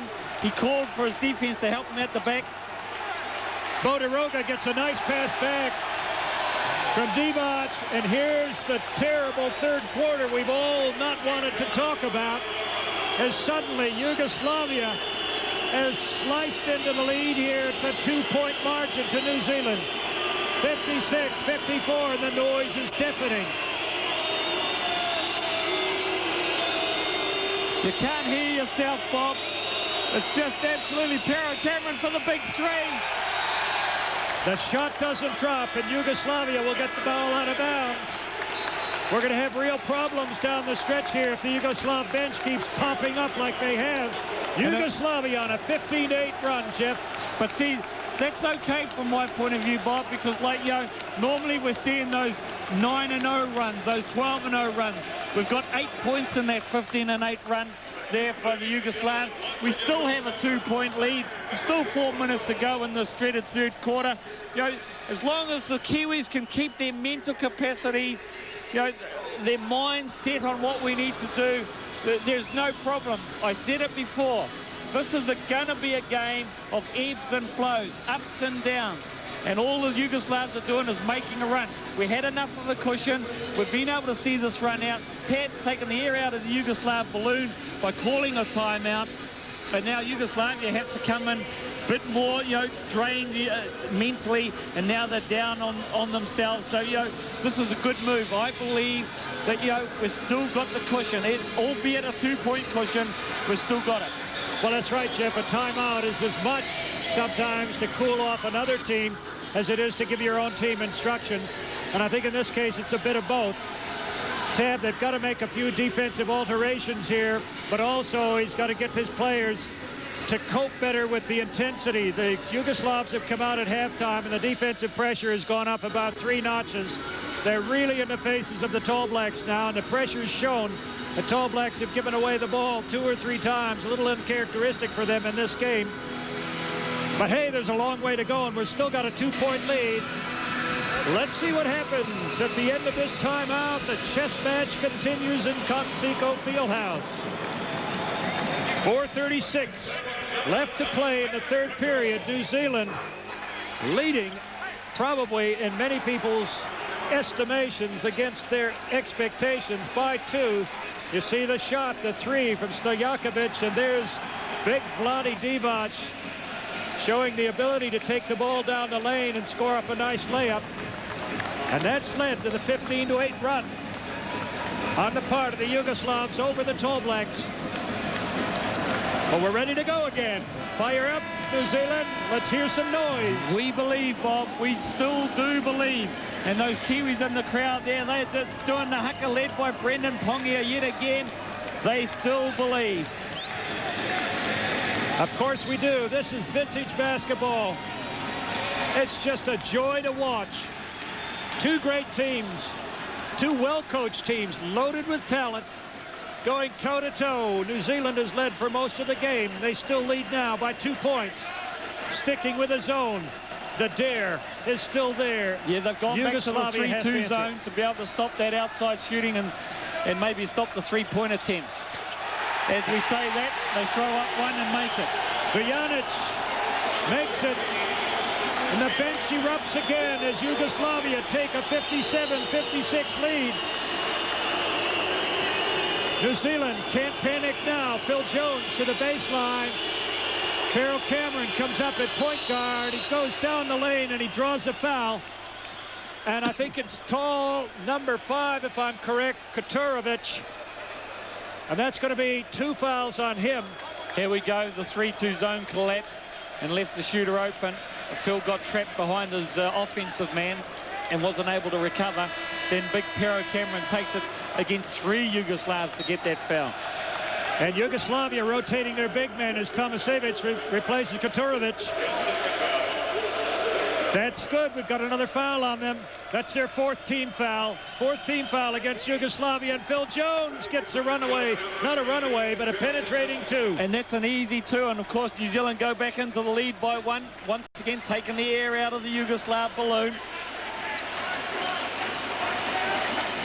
From the corner, Stojakovic can't get up the shot. That's good defense from the Tall Blacks. There's 7 seconds on the shot clock. Bodiroga kicks it out to the man with the hot hand is in it. Oh, Vujanic, and he makes his 2nd 3-pointer in a row. The toast of Yugoslavia at the moment, Vujanic. Ed Book, the shot hangs on the ring. Finally falls off into Yugoslavia's hands. Vujanic, a hot hand now, dribbles high, and Sparky Dickel follows him out. The Tall Blacks have gone back to a man-to-man. Switching defenses virtually every time up and down the court. He missed it. He missed one. Vujanic missed one. That's a good sign. Dickel almost leaves the ball behind. Nobody under the basket. New Zealanders forcing the Yugoslavs to come high and play defense. They'd love to get a cut from one of their forwards. Over the back call was over the back. Yep. But the good thing, though, there, Bob, was the fact that we had people on the offensive board. We're not just relying on shots to go down. We're going to hustle up, get on the offensive glass, try and get another opportunity for the Tall Blacks. Well, that's right, Jeff. We're contesting everything. New Zealand have scored only 10 points this quarter. It's been their nemesis throughout the tournament. And it continues to be 2:35 left in the third period. Stojakovic, baseline, pushes off, fade away, doesn't go down, and Divac is hammered by Ed Book. But that's a good foul by Ed Book, because that's only 2 team fouls for the Kiwis. The Yugoslavs are already in the bonus. We don't want to give up an easy basket. That's gone to 3 team fouls. The scoreboard just put it up. But that's a good foul, Ed Book. Ed Book picks up foul number 4, and the rotations continue as Robert Hickey, number 15, replaces him. And into the game for Yugoslavia will come number 5, Katurovic. He was off for less than a minute. Tomasevic replaced him.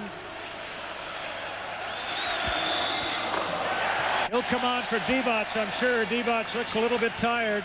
Again, both coaches rotating personnel perfectly, Jeff. Yeah, it's been a feature of these World Championships. You've got to be able to make sure you make the right choices with your personnel. And if you don't make the right choice, it's punished severely by the opposition. Yugoslavia with their largest lead in the game at 62-58. New Zealand's ball, 2:23 left in the third period. This has been the nemesis, the bugbear, the disaster part in the game for the Kiwis all throughout the tournament. Dickel couldn't get up a shot, kicks it out to Pero Cameron. He puts up the three, it's off the glass, and an easy rebound goes Yugoslavia's way. We got a 23-10 margin in the third period to Yugoslavia, Jeff. Yeah, and that's the dreaded third quarter, but you know, we're still only 4 down at this point in time. Make that 6. But we've got to stay close, because the fourth quarter, we can get this. We've shown that, Bob. It's just that dreaded third quarter has affected us. Once again, we've got a non-shooting team out there with only Phil Jones and Pero Cameron, the 2 recognised scorers. 6-point lead, 10 seconds on the shot clock. Cameron underneath, the ball goes out of bounds, and that doesn't reset the shot clock, so with 6 seconds.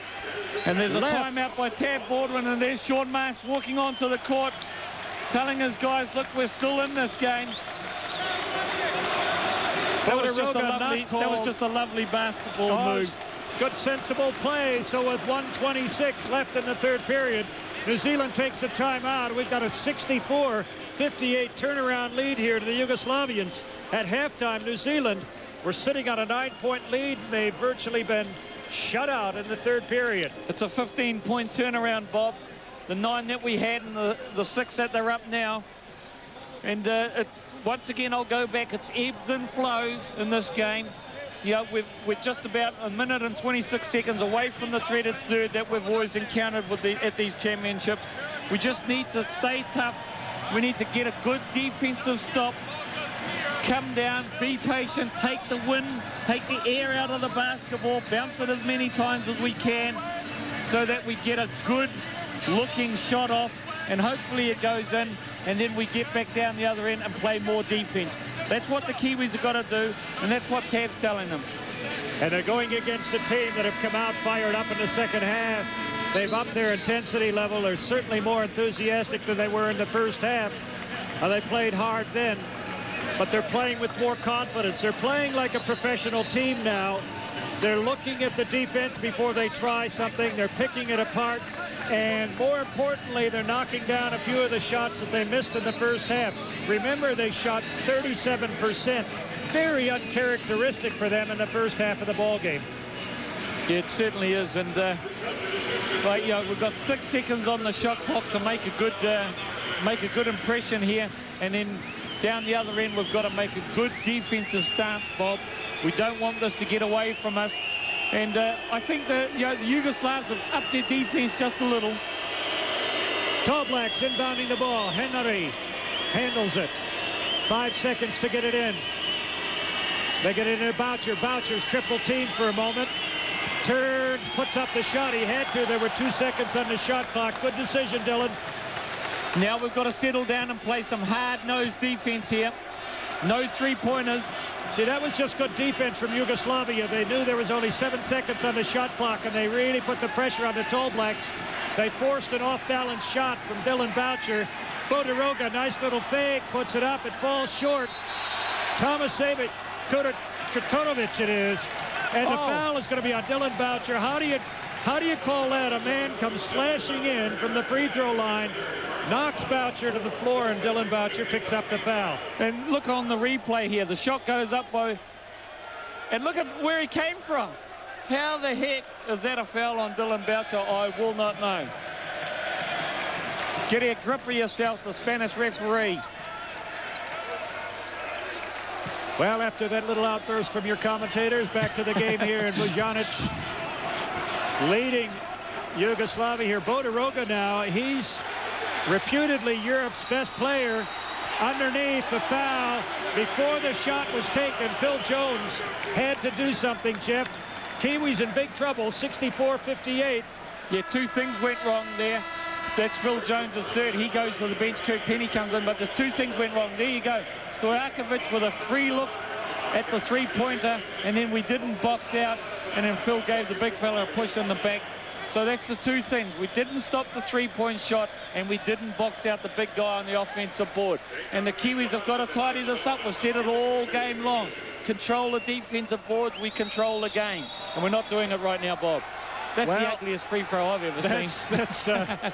Put that back in the package, rewrap that one. That was terrible. But that's good because the 2 points didn't count, and he's got to shoot 2 honest ones, and he honestly blew that one. He blew both of them. And somebody, a Yugoslav player, into the lane too quickly before the shot was taken. That was Kotorovic. And so that's a turnover. Even though the free throw was missed, we would have gotten it either way.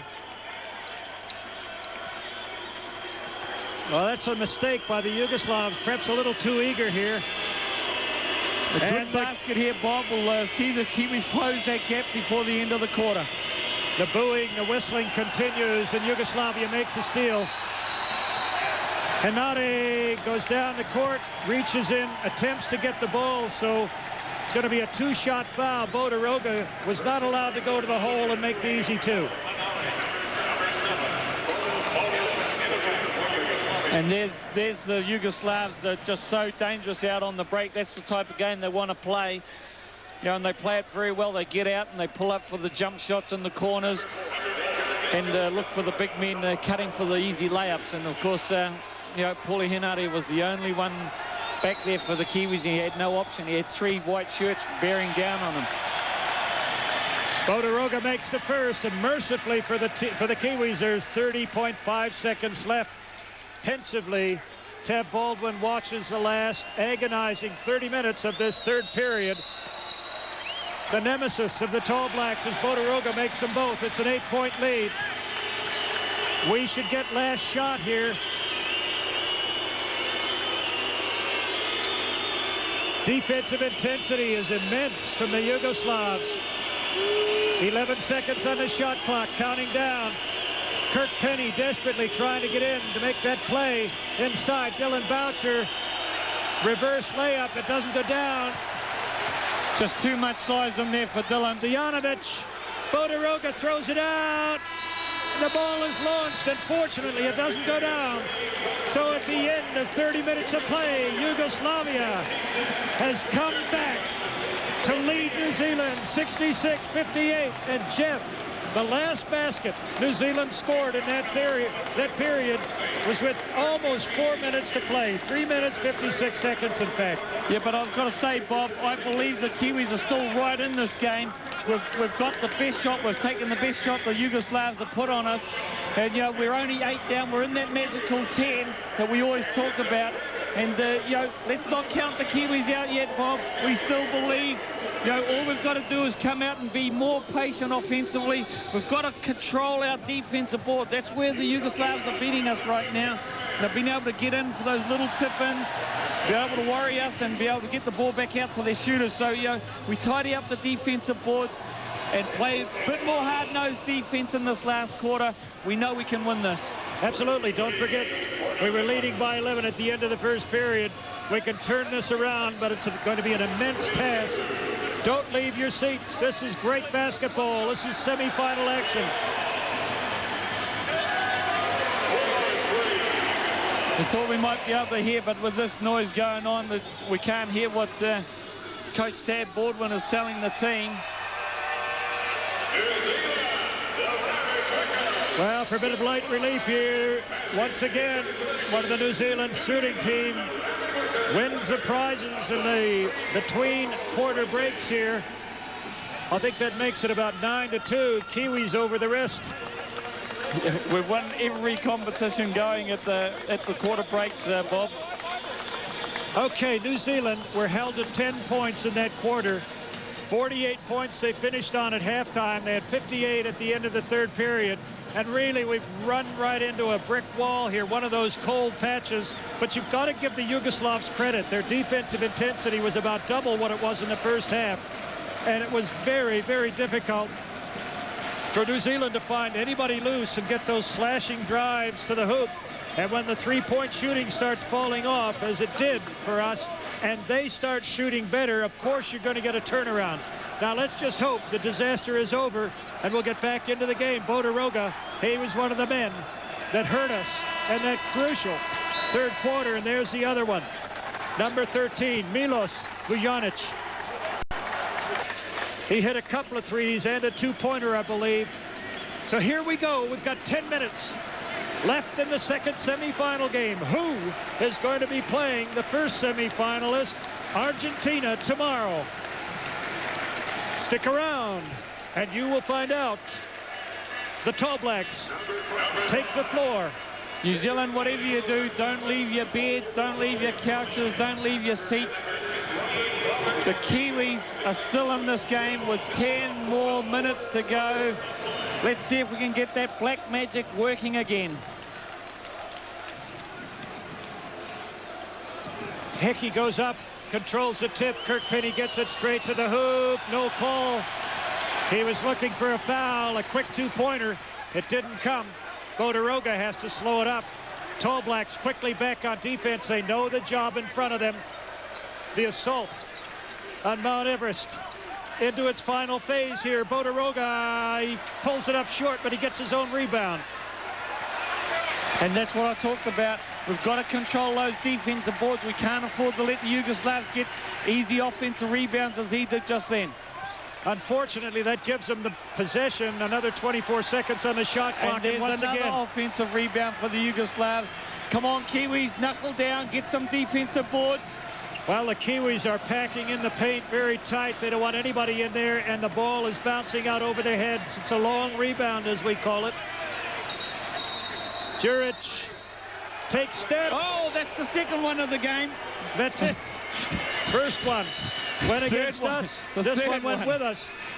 Marko Jerovic takes steps, and well, that was a lottery because everyone put their hands up and said there wasn't a foul on me. Surely, ref. Now, and Stu Dennison corrects us. He says it was a third traveling call. Thanks, Stu. New Zealand. Now they've got to figure out the defense. Punishing man-to-man stuff coming from the Yugoslavs. And a foul is going to be against number 15. Milan Gurovic picks up a pushing foul. And this is the way the game sort of started. Lots of calls that interrupted play against the Yugoslavs in the first period. Right there. Oh, yes. Oh, and that's a big push to push Pero Cameron to the floor. Well, I hope they do it often and quickly, Jeff, because we've got to be in the shooting, the bonus shooting situation very early on in this period, because some of our points are going to have to come from free throws. The defensive pressure from Yugoslavia is immense, and there's another one, this time against Jeric. That's four on him. And that's his fourth. That's his fourth, Bob. And that's good because he's one of their dead-eye dicks from the three-point line. We need him out of the game. And, of course, the team fouls. That's the second team fouled on Yugoslavia, and New Zealand haven't fouled yet. Inbounding the ball, Dylan Boucher. We got 8 minutes and 40 seconds left in this encounter. New Zealand losing by 8 points. Henry controls the ball for New Zealand. A lot of time on the shot clock. We'll tell you as it runs down. Henry into the paint. Pero takes a step into the free throw line, knocks it off the glass. And the foul is going to be on Pero Cameron out of sheer frustration. He chased it inside, and he picks up his second foul, Jeff. That's okay for 2 fouls on Pero. We've still got 8 minutes to go. Sparky Dickel coming back in to try and up-tempo the offense. And, of course, Phil Jones, who's sitting on 3 fouls, is back into the ball game because we need that outside shooting of Phil and Kirk Penny right now. We've stemmed the tide, though, Bob. No one scored right now. We've stemmed the tide. That's good. A box and one, New Zealand. No, they're playing man-to-man. It's hard to tell. It's the Yugoslavs are packed in there so tight. Kotorovic gets a good pass inside, turns around and puts it up. He's got 8 points. A tall, unbelievably tall team, and now it's an 10-point lead. Tomasevich comes high and whacks Robert Hickey, and he's pleading his case to the referee. There you see the previous shot by Kotorovic. And we were stuck in the zone, and no one picked up the big man that was posted up, and that's why it was such an easy basket in the end. Tense game, 10 points the lead, but anybody's ball game still. Yugoslavia cannot afford to relax, and the Kiwis have to find a way to claw their way back into the ball game. Penny has been double-teamed ever since the first period. Misses his shot, gets his own rebound, goes to the hoop, puts up a left-hander. It doesn't go down. Good sign there. The Kiwis got 2 shots offensively. And that's what we need. We need to keep attacking the offensive glass and give ourselves an opportunity to score. It's creeped out to 10 now, Bob. And there's going to be a call. What's it going to be? We got a foul. It's going to be a defensive foul against Dickel. That's Dickel, number 4. Well, New Zealand's shooting percentage has dropped down to 48.7%. Yugoslavia is rising. They're up to 41%. We knew it would climb. They couldn't shoot that poorly for 2 halves in a row, Jeff. And the other thing is, Bob, the Yugoslavs have 33 rebounds to New Zealand's 19. We're getting absolutely hammered on the offensive rebounding.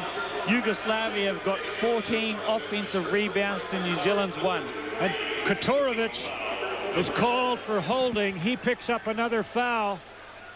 That's 3 on him. 3 on Gordovic. Ed Book back in the ball game. Ed's on 4 fouls. That's Yugoslavia's 4th team foul, and a steal as Kirk Penny finds himself lost in a forest of Yugoslavian players. There you go. That's the Yugoslavs game. Getting out on the break quickly. Big guys finishing with easy layup. Tad Baldwin screaming for a timeout. He has got it. And that basket led to the turnover. Kirk Penny, he was manhandled down on the block. And let's see the Yugoslavs. They just got out on the break. The big guy finished it off with the easy left-hand layup. Well, Bob, it's gone out to 12. Jeff, it's very, very sad. Now, there's one, I'll say the bad news first, is the good news secondly. We haven't scored for 8 minutes. The last 4 minutes virtually of the 3rd period. And, well, about the first 3 minutes of this period. But in the meantime, Yugoslavia found it a real struggle as well. And instead of blasting us out of the gym, they are slowly gaining the advantage, but still, we're in the ball game and only 12 points down at 70-58. Yeah, Bob, nothing is lost right now.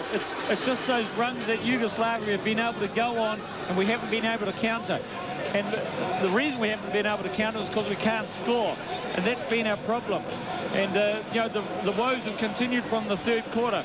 All we need right now is a couple of baskets, even if they're 2-pointers, even if they're easy layups or a couple of jump shots. Doesn't have to be 3. We've got a lot of time on the clock. We don't need to go out there and bomb away from the 3-point line. We just need to get little jump shots, easy layups, maybe go to the line. The Yugoslavs are in foul trouble right now. Anytime they foul now, the Kiwis are on the line to shoot free throws. That's all we need to do. Just chip away at this lead. It's not insurmountable. The Kiwis can still do this. Well, that's right, Jeff. I suspect the thaw is coming. We've got to thaw out. We've got to warm up shooting-wise. But to give the Yugoslavians their due, they are playing very, very tough defense on us and making it very hard to get the kinds of shots that we got in the first half. This team realized that their World Championship hopes were on the line. They were down at halftime, and man, did they come out a tougher, more intense team to start the second half. New Zealand have not scored now for 7 minutes. But the other thing, though, is, Bob, that if we can get the Yugoslavs in that slow game, take the air out of their tires, get them unemotional, because right now they're riding on emotional high, because that's how they play. They love that. If we can take the emotion out of the game, take the crowd out of the game, get back into it, claw our way back into it. I'd love to see the Yugoslavs under some mental pressure at the end. I would love to, too. Tall Blacks bring the ball over halfway. What has Ted Baldwin figured out for them this time? Both are shooters in there now. Phil Jones, Kirk Penny. Jones from the top of the key. And that's what I was talking about, Bob. An easy basket. And that was an easy basket in Phil Jones's terms. Now the Kiwis have gone to a full court press. And this is surprise teams. 10-point lead to Yugoslavia. Vlade Divac in the game going against Ed Book. Bodiroga passed up the easiest of shots, and he took steps. Why would he do that? Who cares? Who gives us the ball? All we know is the Spanish referee picked it up. And once again, we've got the lead down to 10, Bob. The Kiwis just got to come down, get a nice offensive movement going, and see, we've taken the emotion out. And that's what we needed to do. Okay, here we go. Cameron still playing high as he has for most of the game. He's been forced to go up there. Kirk Penny in the corner. From the corner, he's got it! He's got 3 beauty! And that's what that's 5 points were scored in two plays down the court. The full court pressure once again, and let's see what we can do. 70-63, it's a 7-point lead to Yugoslavia. Are the Tall Blacks on their way back?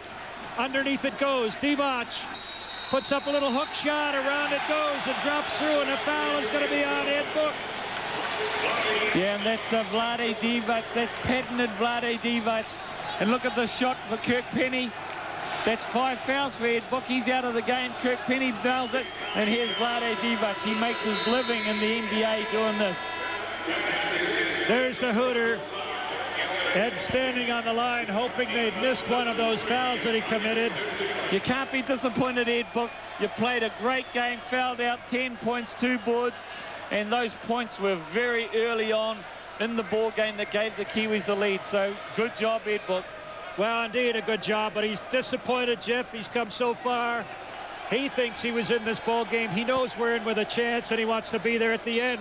Not to be. Divac, the old pro, on the line. Vlade Divac, 34 years old. What a career he's had in the NBA. Now, this is an interesting move by Tab.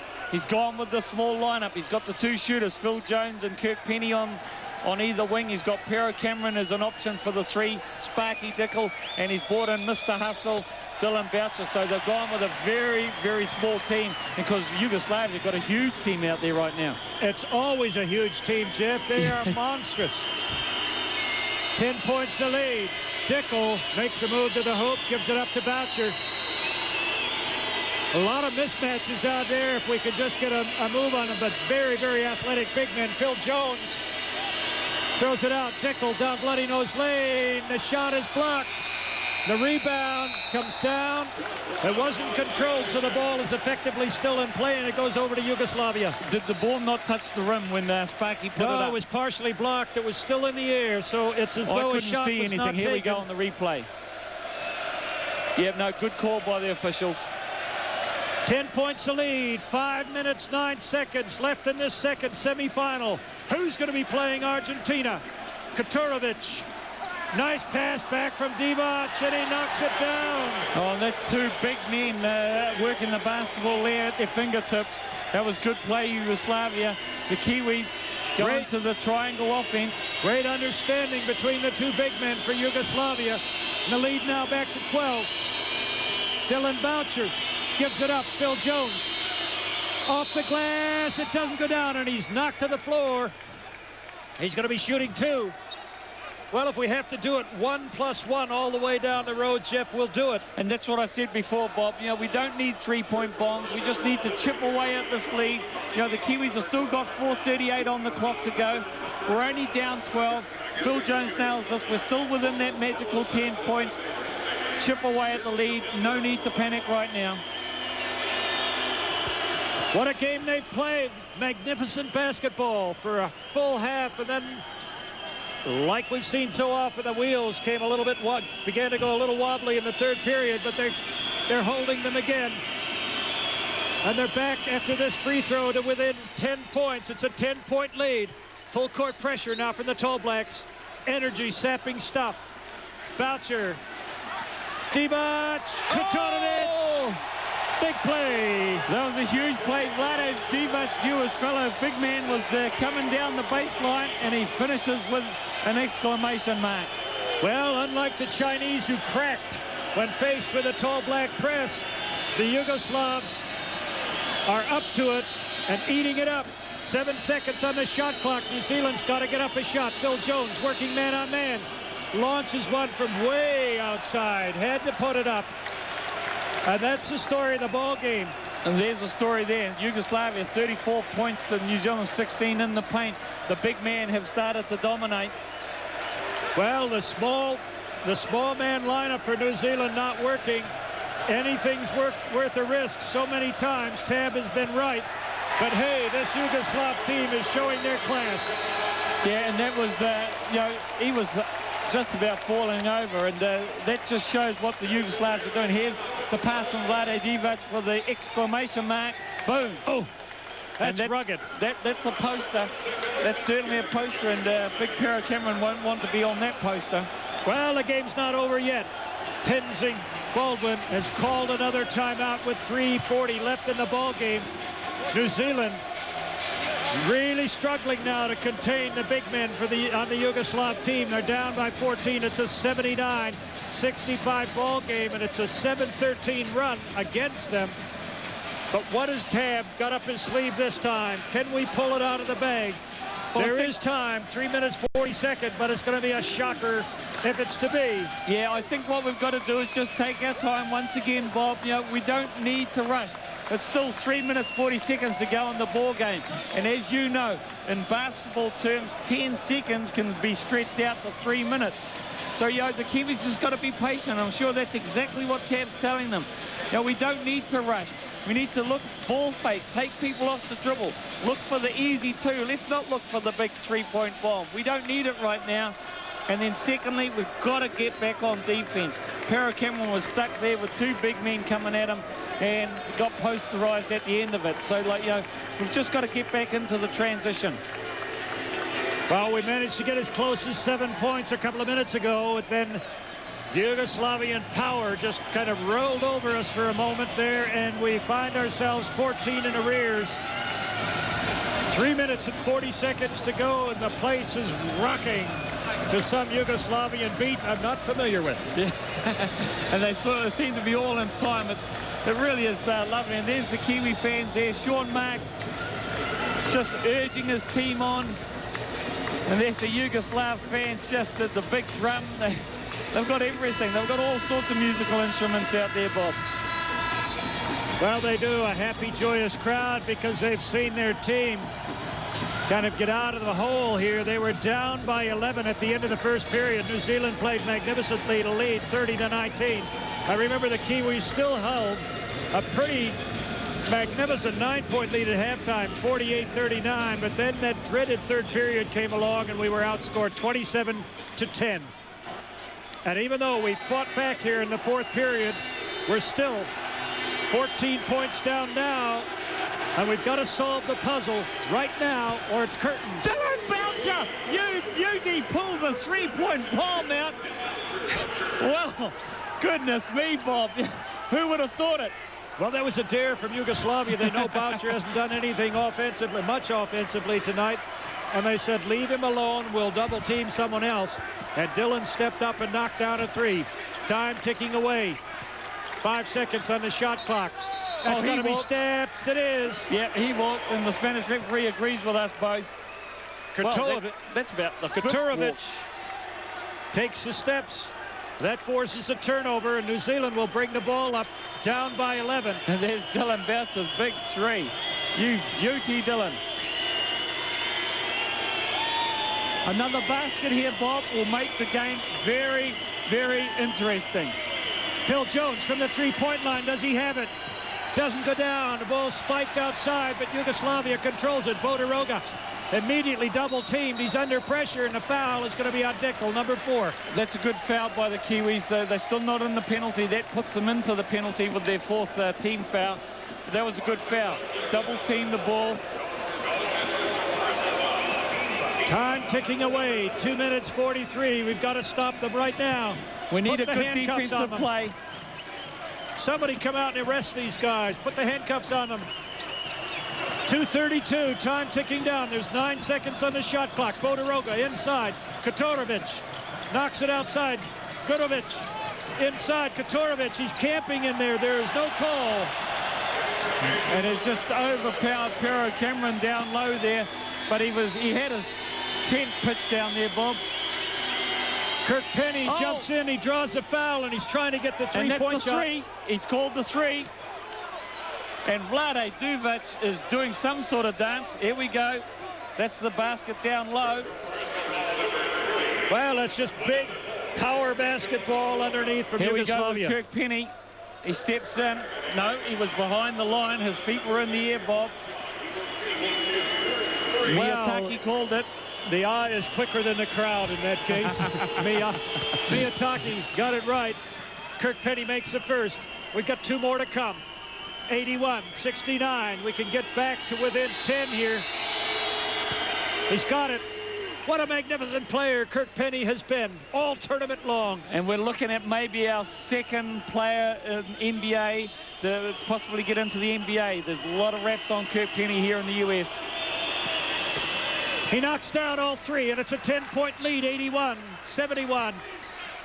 Miracles can happen. A foul goes against Boucher. But that's okay. That's the 15th foul, so... That's 4 on shooting. Dylan Boucher. Oh, yeah, no, they are shooting.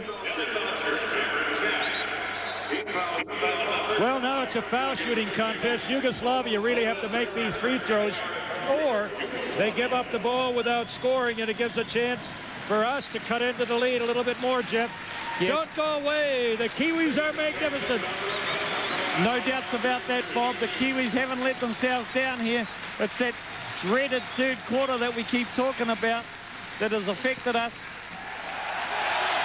They've got to be the pluckiest team here. True grit.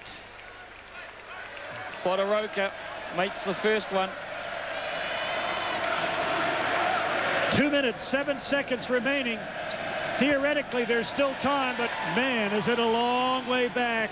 And Yugoslavia were up to that one and made both free throws. They're a very, very good free throw shooting team. They shoot as a team 78% from the corner. Go! Kirk Penny for 3 from heaven. And the Yugoslavs want a timeout. They want to take the air out of the balloon of the Kiwis. The Kiwis, they're back within 9. Still with 2 minutes on the clock, 1:54. Here it is, Kirk Penny deep in the corner. Played around with it with his man. Nothing but boom. Bottom of the net stuff. Jeff, if we could only throw away that third quarter, go back and play that one again. Someone's got to change the rules. 27 to 10, yeah. Someone's got to change the rules, Bob. Here we go. Let's see if we can hear what Tab's talking about.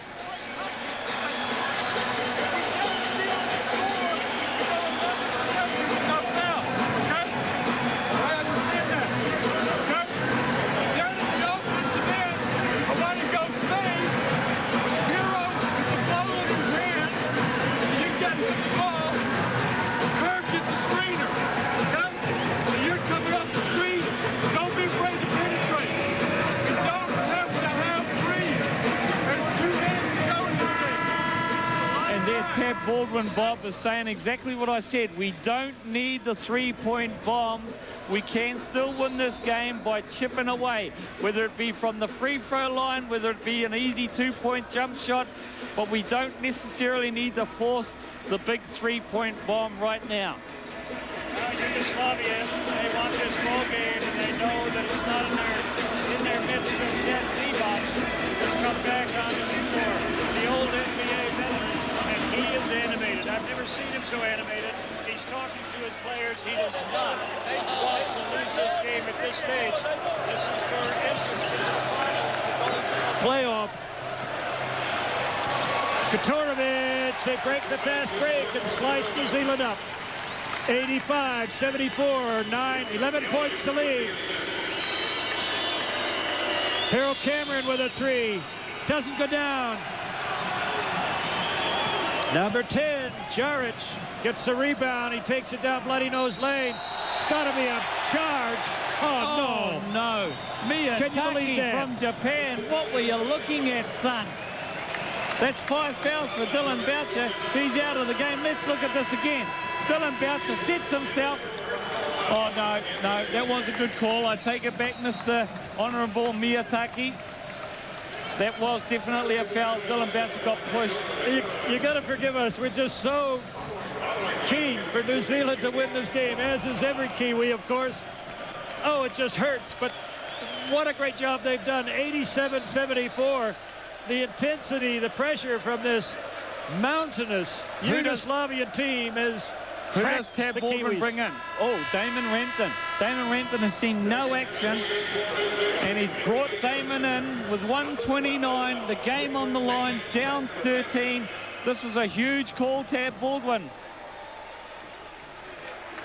Pero Cameron rallying the troops once again and leaving Kotorovic standing on the free throw line to shoot, just making him cool off a bit. He's got 18 points. He's the leading scorer for Yugoslavia. What a great game he's played. It's far above his average. He misses the shot, so he only got the two-pointer on the drive. Pero Cameron, who else, made the rebound. Pero fakes it, kicks it out. Jones trying to get free, knocks it out. Kirk Penny doesn't go down, but Jones inside gets another shot at it. And Yugoslavia come away with the ball with 1:08 left to play. Behind the back dribble, the Yugoslavs looking pretty comfortable now. Bodiroga double teamed outside. The Kiwis have done us proud, Bob. Like, you know, this is a 13-point ball game right now. Absolutely. Now's the time for three-point bombs. Jeric takes steps, going to be traveling. Now's the time for three-point bombs. I see we're down 13, 50 seconds on the clock. Long-range missiles needed now. Jeric, there you see on the spin before the ball goes up, took the steps. Phil Jones. They're going to call a foul. It's a holding foul on number 15. That's Gurovic. And he rides the pine now the rest of the way. Sorry, that's Kotorovic.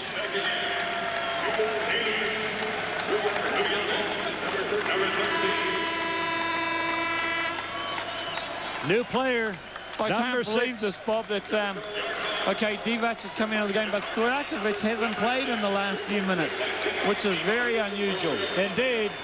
Chabakapa replaces Zarko Karbachaka, replaces Kotorovic. Down the line to shoot a couple of free throws. Phil Jones, 45.5 seconds to play. 12 points the lead. Stay within 10. It's a victory of sorts. 11 points. The Kiwis are still picking up full court pressure. Never say die. Jeric backing in against Phil Jones. Sparky comes over to help out, and the foul is going to be tagged against Phil Jones. Jeric has to shoot a couple of honest free throws here in the waning stages of the game. 4 fouls on Phil Jones. On Sparky Dickel.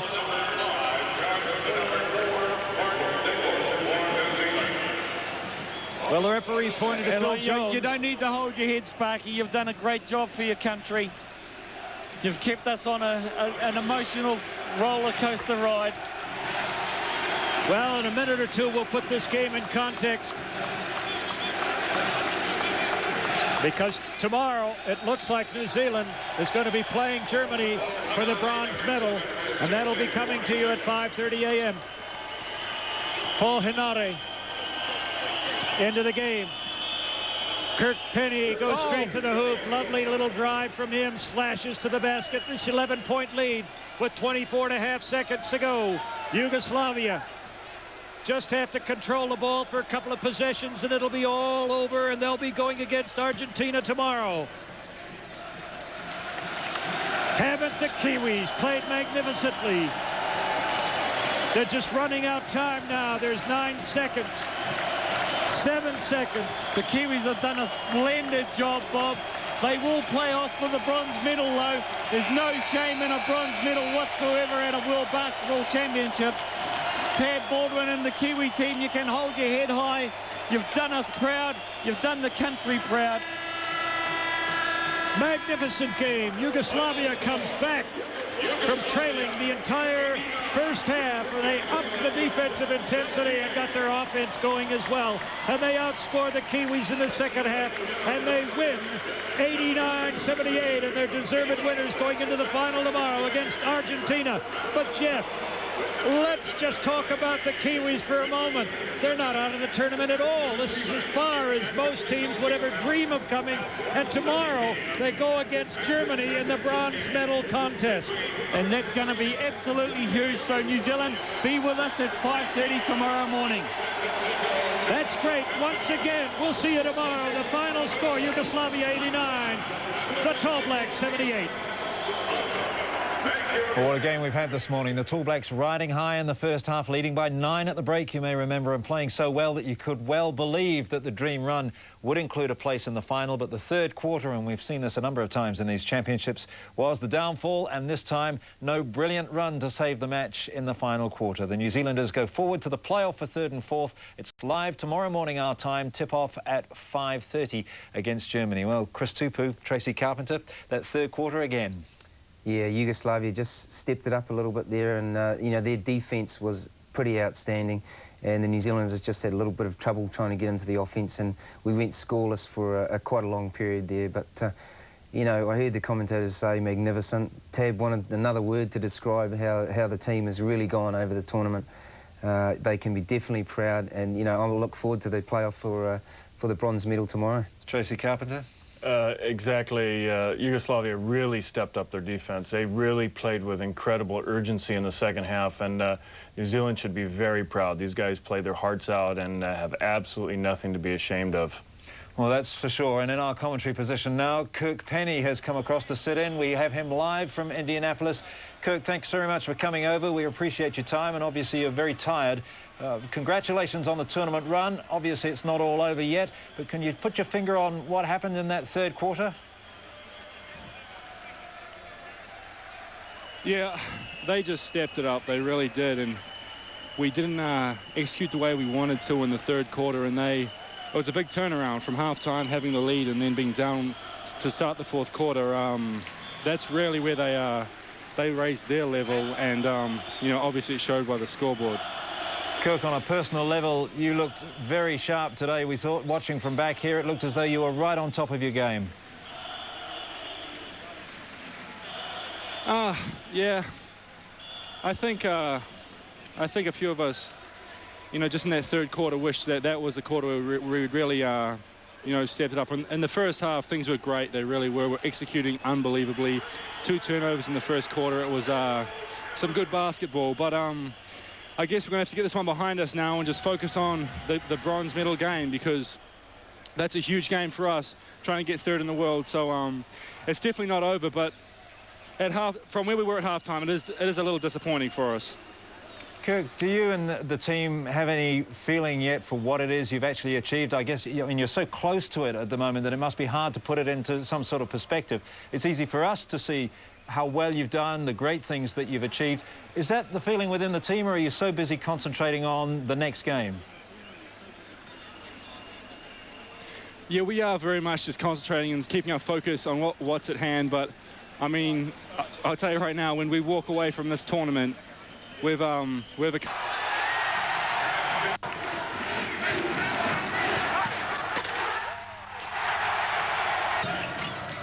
Looks as though we've lost our connection to Indianapolis there at the moment. We'll try to get Kirk Penny back. But Tracy Carpenter talking with Kirk Penny there about putting it into perspective. And really, it's easy to see it from here. A bit tougher for them to see it because they are doing it game by game, but easy for us to put it into perspective. Very easy. The Kiwis played brilliantly today. Just that first half was perfect basketball. I don't think that they could have played better. Great game plan, great coaching, great mental preparation from the players, and they played well against a great opponent. Chris, put it into perspective for us in terms of New Zealand sport and in terms of New Zealand's position in the world sport. Well, I have to take a bit of a sigh. It's absolutely just, probably it's the biggest achievement for New Zealand basketball, and I think now we just have to make sure that we continue to build. We've got the Olympics in 2 years. We've definitely made the world stand up and take note of our Tall Black team, and I think New Zealand as a country has gotten behind this team. We hear it, we see it in the papers, and this is going to go down in history as probably a great sporting moment for New Zealand history. Well, fantastic. Thanks for your company this morning, guys. Pity about the result, but what a run we've had, and thanks for your thoughts and your time. Thanks.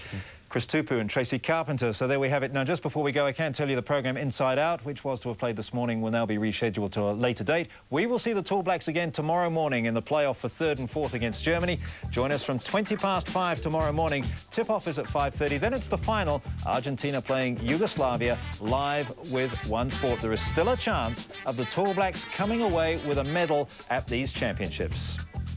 Well, thanks for being with us. A chance to see semi-final. Basketballers have gone down fighting at the World Championships in the United States. In an electric semi-final, Yugoslavia beat them 89-78. And now the Tall Blacks must set their sights on bronze when they play Germany tomorrow morning. Paul Hobbs is with the team. Final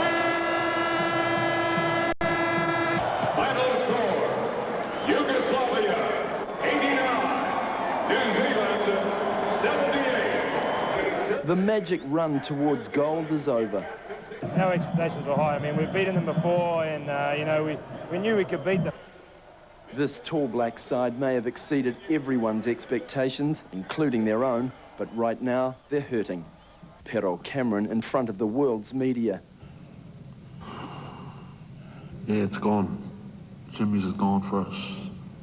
Well, the bubble's burst, you know. We've lost. We're out of the contention for a world championship. And that hurts to say that.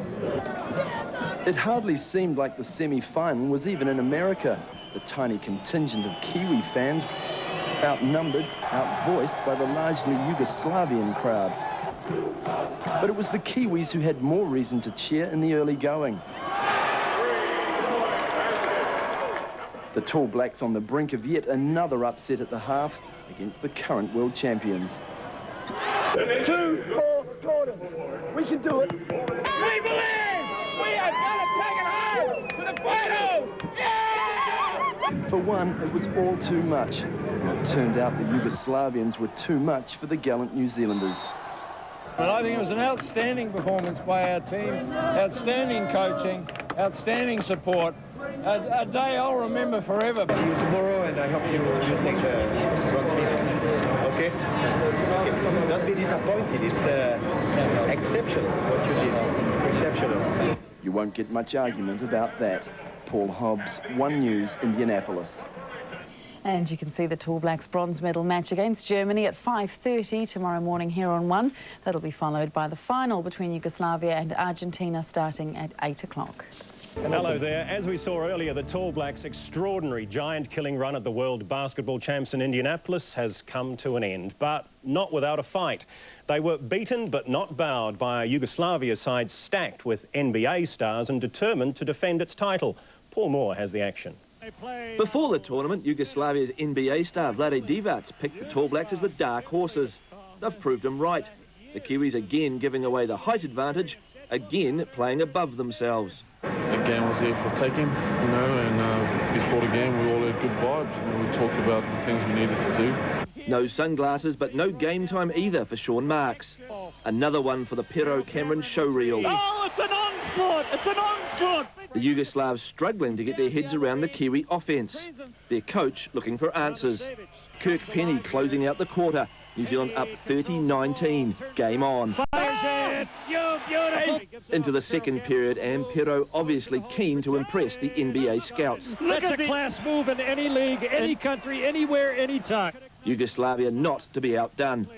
Penny on his way to a game-high 24 points. The Kiwis playing with poise to lead by 9 at half-time. Oh, Kirk Penny, what a crossover dribble! The defending champs in a bit of a spin. Or perhaps they were just stirred into action. Even the haka couldn't lift the Kiwis, and they fell behind by 8 at the end of the third period. Within striking distance, but the hot hands went cold for almost 4 minutes. Yugoslavia turning up the blowtorch. The Tall Blacks feeling the heat. While Penny dragged the deficit back to 9, that was as close as they got. Kirk Penny for 3! So a good big team beats a good small team. Yugoslavia closing it out 89-78 and face Argentina in tomorrow's final. For one reason or another, we were just a little out of sync, and they took advantage. You know, they've got a lot of good players, and you can't play like that and expect to win against good teams. For the Tall Blacks, it's not over yet. One more day, one more game, taking on Germany for the bronze medal. Paul Moore, One News. And you can find live coverage of the playoff for third between the Tall Blacks. Finished fourth in the Basketball World Championships. Germany was too strong for the tired Tall Blacks. The final score this morning, 117 to 94. Phil Jones led the Tall Blacks effort with 26 points. Coach Tab Baldwin says the result was a disappointment, but he's proud of his team's effort. Yugoslavia are about to play Argentina in the final. But better news. Love my team. I just love the game. From Russia, we've lost. The game never stops. I enjoy dunking. I'm a shot blocker. Whoa. What can take the fun out of basketball? Doping. Don't cheat. Stay away from doping. Some of the big names of the sport with a very important and positive message. The big names there including Mark Dickel and Sean Marks.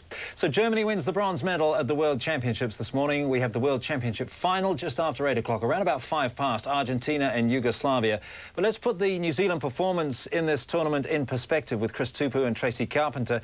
And Chris, for what they have achieved, they are champions. Definitely. You know, the experience that these guys have gained, you know, in the build-up tournaments and during this World Championships is invaluable for our basketball program. I think the spin-offs are going to be huge for New Zealand basketball and New Zealand sport. I think a number of teams that normally come down this way and visit Australia and then tag on a trip to New Zealand, I think we could find that it could be reversed and they could be coming down to NZ first and tagging on a game against the Aussies. So, feels good to put it that way, doesn't it? Definitely. Tracy, disappointed obviously in the results over the last couple of days, but the abiding memory has to be one of the successes of the tournament overall and making the top 4 at the World Championships. Yes, it's been a great run. The last thing that I said to Tab before he left was go shock the world, and he has, and the team has. The Tall Blacks have you know, people know where New Zealand is now, and they know how good New Zealand is. And the benefits from the success of this tournament is immeasurable. Talking with Tab, when we were talking with Tab just before, it struck me how drained he sounds.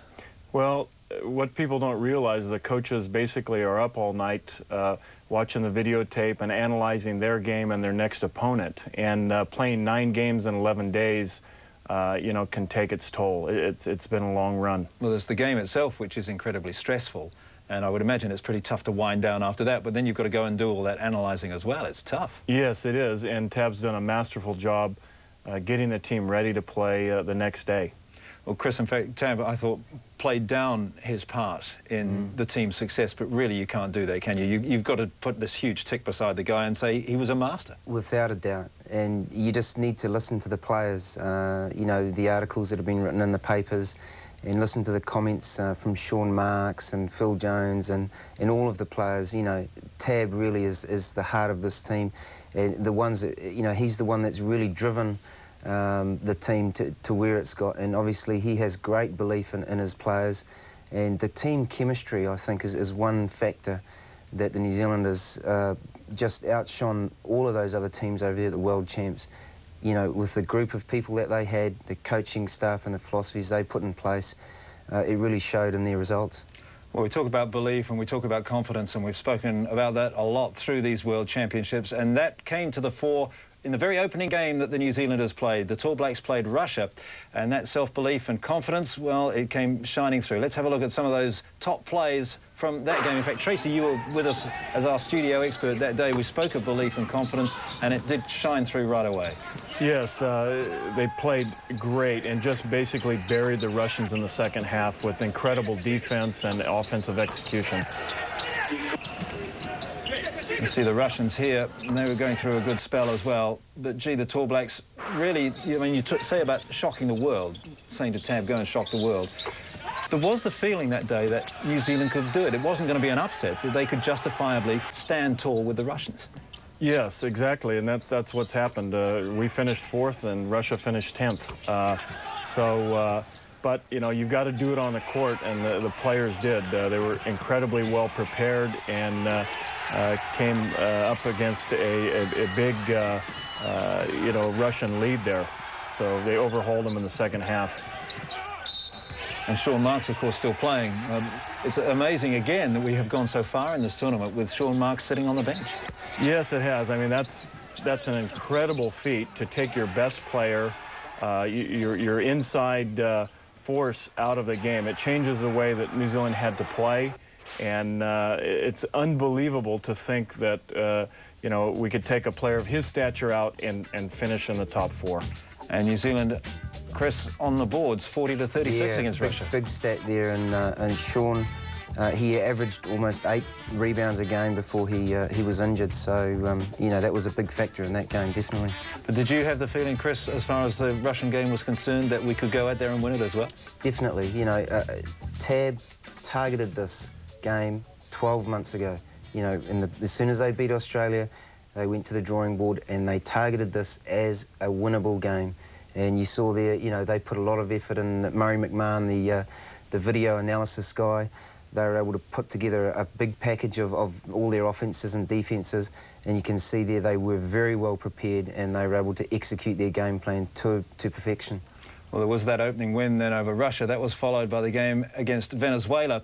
And that had the interesting start, you may remember, where the Venezuelans turned their back on the haka, and that had the impact, really, of firing up the Kiwis. The Venezuelans away to a pretty good start, but the New Zealanders again, and you talk about games being targeted, Chris, there was the Russian game. Certainly this one was targeted as well. Yes, without a doubt, you know, and they came out firing. Penny, he was outstanding in getting the offence going in the early stages of that game. Pero has just been solid from the three-point line all tournament. He's been solid whatever he does, hasn't he? That's right, and you know, he is one of the best three-point shooting big men at this tournament, without a doubt. Kirk Penny, talk about his contribution to this team. You know, since his time in the States with Wisconsin, he left here as an 18-year-old and went over there to the States, and his game has just gone through the roof. And, you know, I'm sure that at the end of next year, we will see Kirk Penny in the NBA. I saw Ed Book just before, too. He must have really enjoyed, Tracy, the fact that he was the only American left in the Final Four. Yes, quite a surprise there. Big Ed said that he never dreamed that he would have played for New Zealand or played in a World Championships, and it's just been a dream come true for him, and he's produced. He's played very well for New Zealand. How great is it for him, though? New York raised, goes back to the USA to play in the World Championships for New Zealand, and ends up playing so well. Yeah, I mean, it was just a dream for Ed, and, you know, he fit in very, very well. So there we have it. That's the Venezuelan game. Argentina was the game after that. But let's talk about the first 2 wins that the New Zealand team had. Tracy, putting New Zealand on the way, but it was so patient, so controlled, very, very well organised. Yes, it was. 2 great wins, and it really took the pressure off the 3rd game against Argentina because they didn't have to win to advance.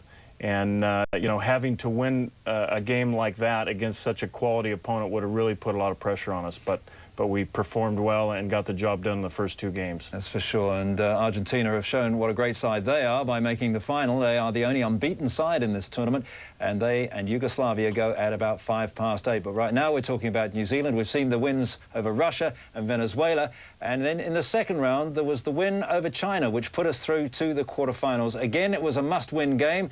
We'd had those second-round games against Germany and USA. Losses there, so it all came down to this one.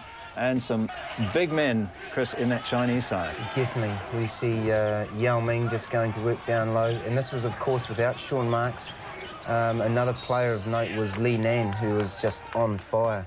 We had Phil Jones on fire, but they had, you know, their own shooter who was really doing the damage early on. Well, let us remember that after the first quarter, the Chinese were out to a 35-13 lead. They led by 22 points. But inspired by Phil Jones in the second quarter, they came back. All those 3-pointers from memory, Chris, I think there were 5 in a row? 5 in a row in the second quarter, and the New Zealanders, you know, they were all inspired by Phil's shooting performance, and he's done it before, and it lifted the team, and you could see it in the way they played in that second half. They had that belief, and they just kept at those Chinese, and they came out with a fantastic win. Tracy, what was so interesting in that final game against the Chinese was the way in which Tab ran a small team against the big men, how he went for the speed and the hustle, and it was too much for the height of the Chinese. Yes, he did. Tab, you know, was the master of changing up and kind of doing the unexpected, but the one thought that stood out in my mind was Robert Hickey in that game.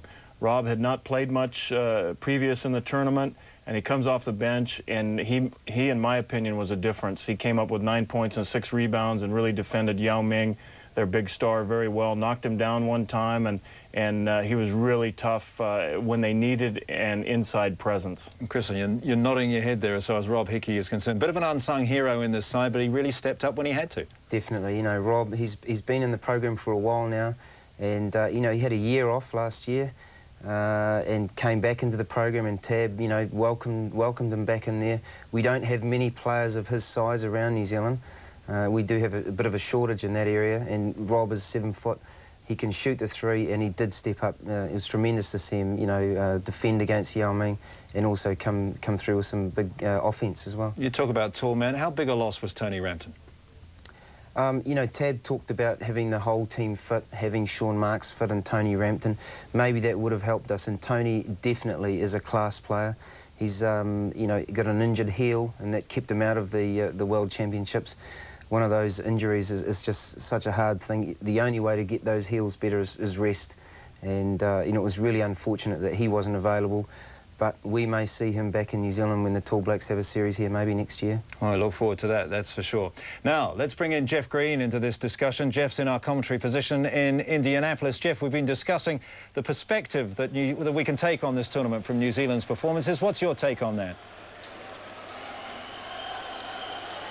Oh, Jeff, you've got to be proud as a nation first and foremost, and secondly, the Tab Baldwin coach team has done us very proud over here, and I don't know if the people back home can feel the excitement and just some of the articles that have been written over here in the US press, because you know, once the USA were out of the tournament, the US press had to write about someone, and they wrote about the Kiwis. I picked up 3 newspapers today, and it was nothing but about the Kiwis. So, you know, the performance has been great. Sure, we you know, didn't come away with the bronze medal, but no one expected us to get anywhere other than Tab and the team to the second round. So, you know, this team has been able to just break records left, right and centre. They've been able to do things that we in New Zealand basketball was probably only thought it was a dream, and Tab said it right. You know, we dare to dream. We're a country of dreamers, and you know, I've said it before in the commentary. We're a small country but big hearts, and the Kiwi team, the Tall Blacks, on their way out of the stadium just got just a thunderous amount of applause from both the Argentinian and the Yugoslav fans. So they've been held in high regard at these World Championships. Jeff, we can take away so many memories from this tournament. What's the main memory you'll have from what the Tall Blacks achieved at Indianapolis? I think the memories that I'll take is some of the individual brilliance of the Kiwis. You know, like yesterday's game, for example, against Yugoslavia. Kirk Penny, he ball faked his man, and then he put the ball through his legs. He reverse pivoted, and then he split the defense and made a left-hand layup. But, you know, that's a great moment. Pero Cameron, just an outstanding captain. He led his team right from the front. You know, and I said it this morning, undersized at times, but oversized at times, and it's just a real great moment. I heard you guys talking about Rob Hickey. Rob really stepped up and did a great job against the Chinese. Ed Book, who would ever thought that Ed Book would come here and make such a major contribution as he did. And, you know, let's not forget about the Reefton kid, Phil Jones. Phil Jones is a world-class shooter. And people back in New Zealand have got to understand that, you know, Phil is one of the best shooters that the world has seen in terms of this championship. So, you know, so many memories, so many things to savour. And we did it without Sean Marks. And, you know, we can only think what would have happened if we had had our own NBA star, Sean Marks, available for the run home. You know, I hate to say about ifs and buts, but I honestly believe we would be going home, if not playing right now for the championship, if Sean Marks had been available, but definitely would have been going home with no less than a bronze medal. All right, Jeff, thanks for that. Yes, so many memories to savour. We're looking forward, Jeff, to your call with Bob Monti on the World Championship final between Argentina and Yugoslavia. That's coming at around 8:05, just a few minutes away. Stay with us. More basketball after this. The last time these two teams met, gets first gets the first point off Dickel by making a steal, and Dirk Nowitzki, I hope he's not hot. He knocks it down. He was 8 for 24 yesterday in the semifinal match. And there appeared to be a little bit of dissension amongst the Germans after that game. That's okay, because Phil Jones is 2 for 2 right now. Oh, wow. It's the Jones kid again, the Jones boy. This is just great stuff. New Zealand already into a lead here. Compliments of 2 Phil Jones three-pointers. It's a 6-5 ball game. Nowitzki, great hang time, but he misses. And Phil Jones getting high above Sparky Dickel to steal a rebound off him. Yeah, Phil wanted not only scoring stats, he wanted rebounding stats as well. Penny puts it up, chases the ball, almost gets it. And Peril Cameron, he knocked it back over halfway. I thought he knocked it back. Obviously, the referees didn't. Well, they thought one of the Germans hit it. Well, that's 3 for 3. Wonderful. Oh, Jeff. 3 for 3. Okay, put your reputation on the line. Look, bring that crystal ball out. What's the final score going to be? Not just who's going to win. Let me gaze for a little while yet, Bob. Like 3.5 quarters? Okay. Inside, Femmerling is going to be fouled by Ed Book, who picks up his first foul. Book had such a great start in the semifinal, then got in early foul trouble and didn't finish the game. Knocked down by Phil Jones. Sorry that the foul was on Sparky Dickel, and once again, my minder's keeping me straight here. Stephen G., who's been keeping statistics for us all throughout the tournament. Femmerling up the line. New Zealand with a 4-point lead early on here. It's cut to 3.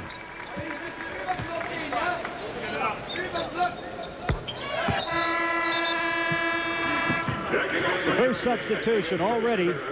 The Germans not happy. They don't like being subbed, do they? I think he was just pumped up. Yeah, well, talking to the coaches doesn't look like he's pumped. Yes, I wish I could translate that. I hope it's a bit of dissension. That's what we saw yesterday. Peril Cameron against Dirk Nowitzki, and he pulls the foul. Yep. And that's what I was talking about at the pre-game, Bob. Like, there you go. That's not. But that's what I was talking about. Like, Pero uses his size, and in this context, he uses his body weight. That real low gravity position that he gets. And normally sometimes he struggles because of his lack of size, and what I mean by that is his lack of height. And Nowitzki's a 7-footer. That's what I mean by that, just to explain. But you just saw the intelligence on that little move. He faked high, he looked to the baseline, and as he spun, he put up the shot with the left hand and held Nowitzki off with the right. Now Nowitzki was screaming for the foul. He thought Pero was pushing him away with that right hand. Indeed he was, but Nowitzki chopped him. So one of the free throws goes down. Number 6, here we go. This Georg Lutka. I'll be surprised if we see Femmerling back in the game, Bob. I'm just watching here on the sideline. Hey, Phil Jones, who is it again? The Reefton kid. Boy. The Jones boy, the Reefton kid. Oh, he's knocked down hard. I hope he's not hurt. No, he's fine. The referee, quite rightly, held up play. And that was good refereeing to hold up play like that, because we're seen in this tournament they don't actually hold up play sometimes when someone goes to the floor like that. Well, that's right. Phil looked at a bit of strike there. Good steal from Phil Jones. Jones created the turnover. Sparky Dickel got a foul on Demerol.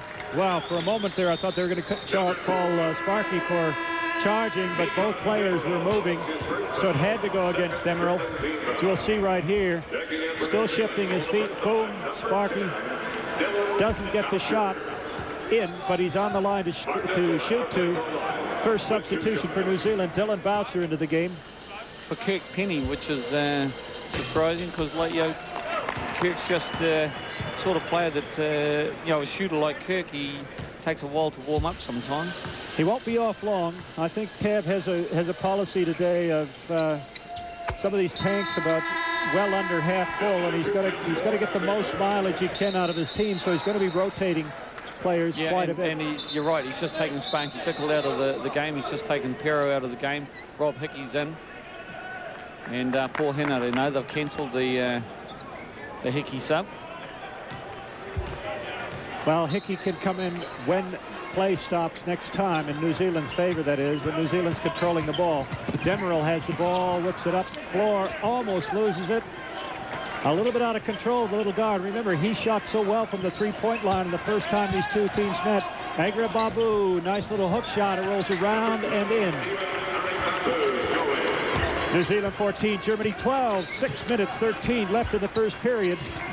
Actually, quite a good crowd here already today, Jeff. This is finals day. A hot, steamy Sunday afternoon in Indianapolis. What better place to be than the air-conditioned confines of Conseco Fieldhouse?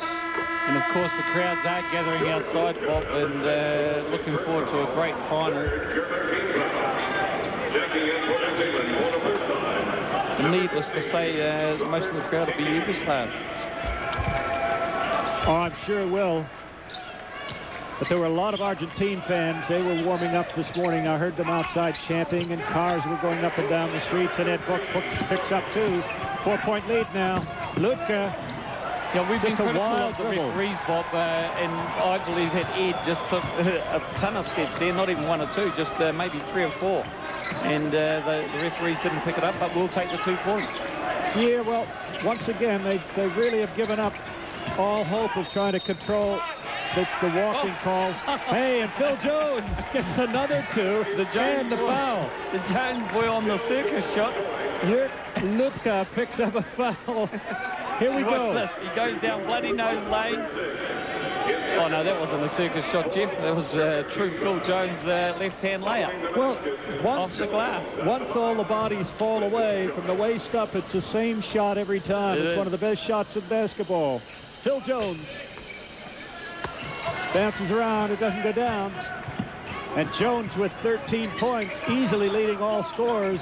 New Zealand have 18. Demerel, that's a good sign. He misses from the three-point line, and the defensive rebound messily but happily goes into New Zealand hands. Rob Hickey in the game now.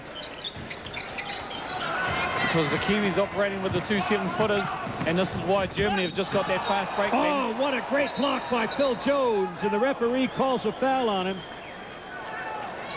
And the 2 points, so they say that Phil Jones not only got the goaltend, here we go, high on the board. Yep, good call, at least in terms of the 2 points. Once it hits the glass, it's determined to be coming down. Low. Whack. Oh, yeah, I don't Very know about, close, but I don't know about the whack there, Bob. Well, I was saying whack on the basketball. Yes, certainly. A little bit brushed him with the body. Demerel fell down. He compliments of Phil Jones plus the referee making a call there. Gets 3 points. Oh, Dylan Pouch just set a great pick there on Demerel. Teeth-rattling block there. Jones from three-point land. The man is magical. The Jones boy, he's just lighting it up. What's that? That's a 4th three-pointer. Phil Jones. Let me do my calculations here. That's 12 points off 3-pointers, Jeff. Nowitzki has been very quiet, tries to force it inside, and Rob Hickey's going to pick up his first foul. Nowitzki talking to his teammates already. Tav Baldwin mixing players up here. Kirk Penny back in the ball games, giving Phil Jones a spell. Jones, as you saw, 6 out of 6. He needs a spell. He was 18 points. He was absolutely on fire, Bob. Times 4, that's a pretty massive total, Jeff, isn't it, in a game? Oh. Projecting forward. Yeah, that's, Nowitzki shooting over 90% from the free throw line in the tournament. Maybe Oscar Schmidt, the great Oscar Schmidt from Brazil's tournament record, I think, is 54, is it? 55, I believe. 55. Yes, indeed. That could be under threat from the Jones boy.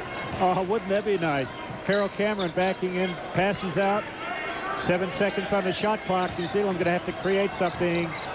Paul Henare pulls up and shoots a jumper, knocks it down. That was beautiful. Nice little pull-up jumper. Used the big Carol Cameron screen. Pulled up for the easy 2 points. Good stuff, Paul Henare. 23-17.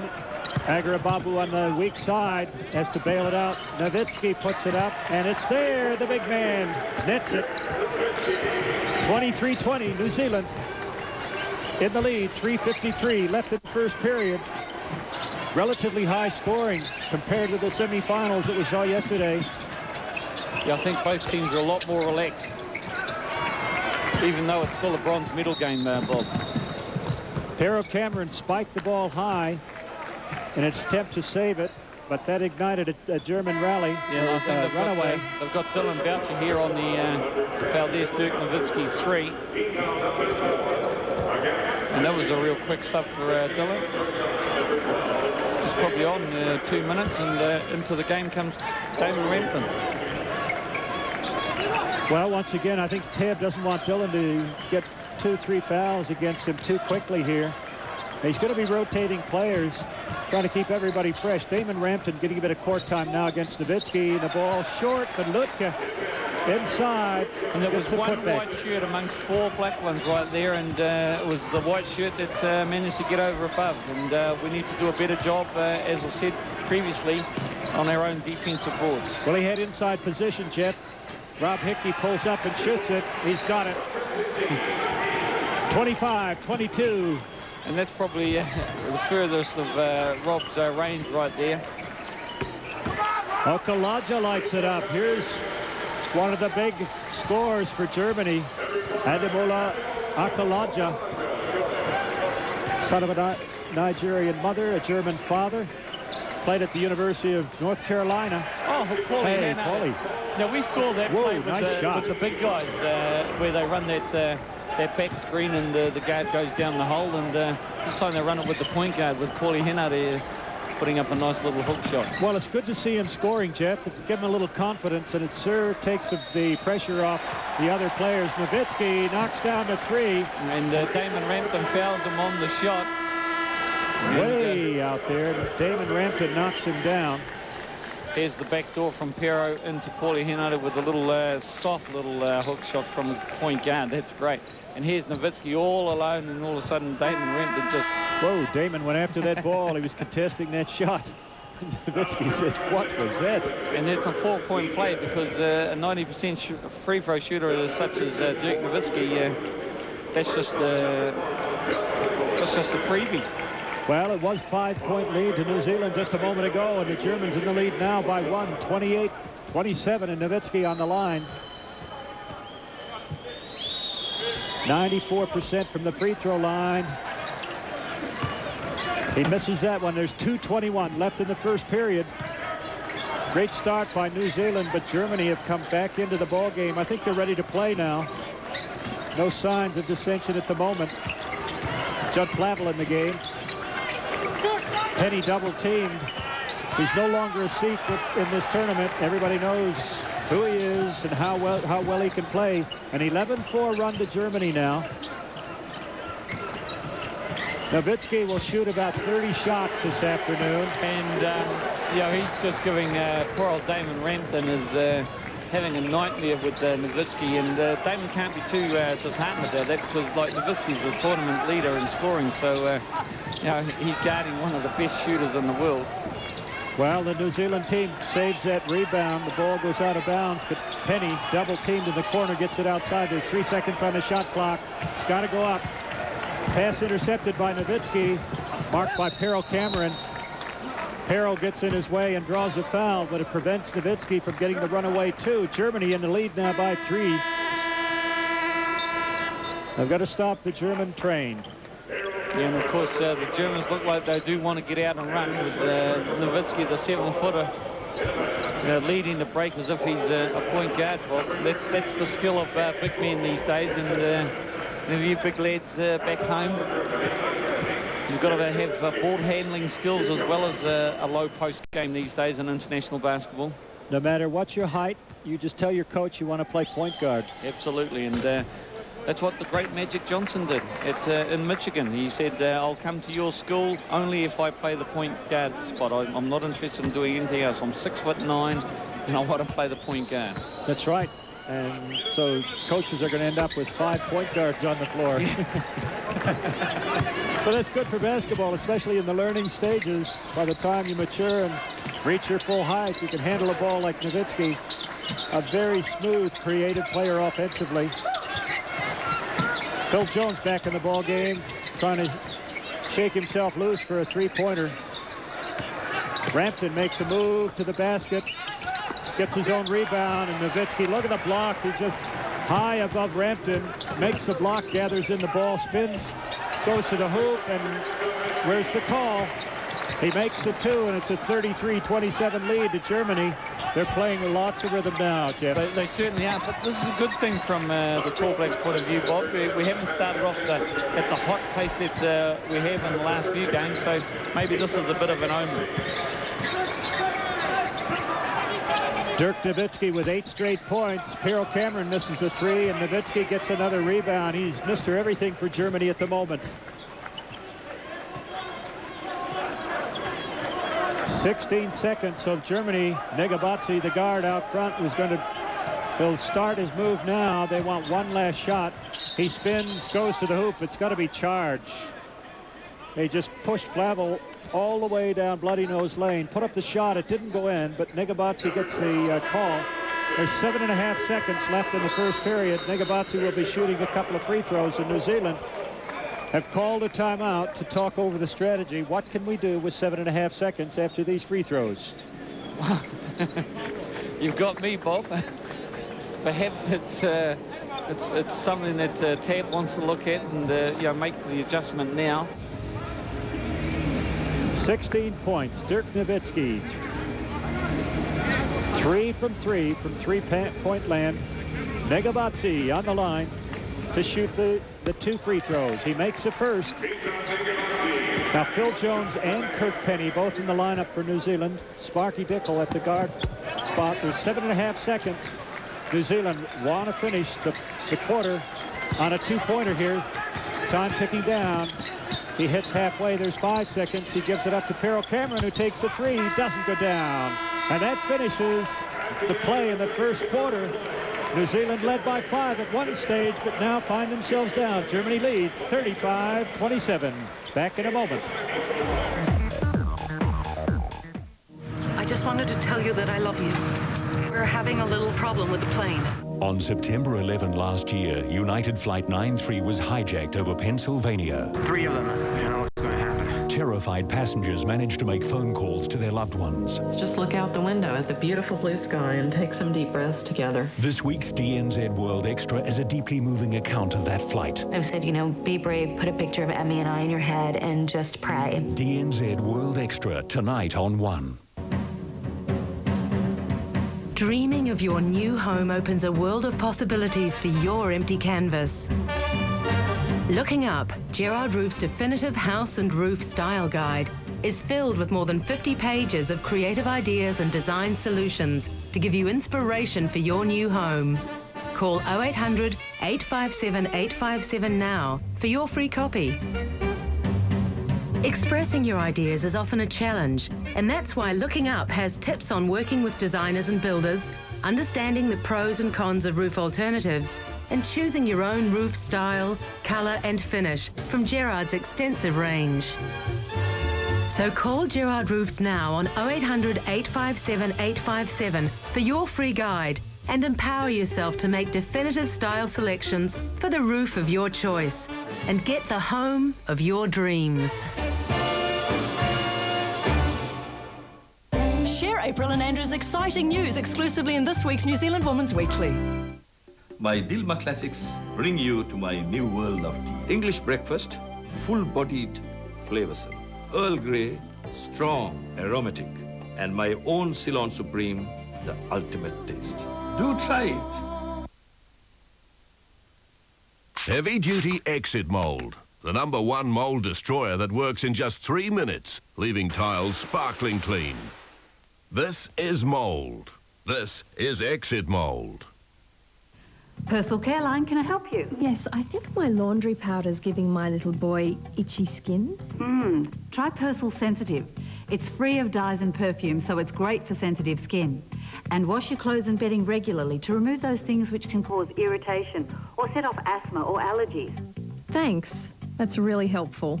And remember, every pack sold directly supports the Asthma and Respiratory Foundation's training and education programs. So you're supporting a great cause.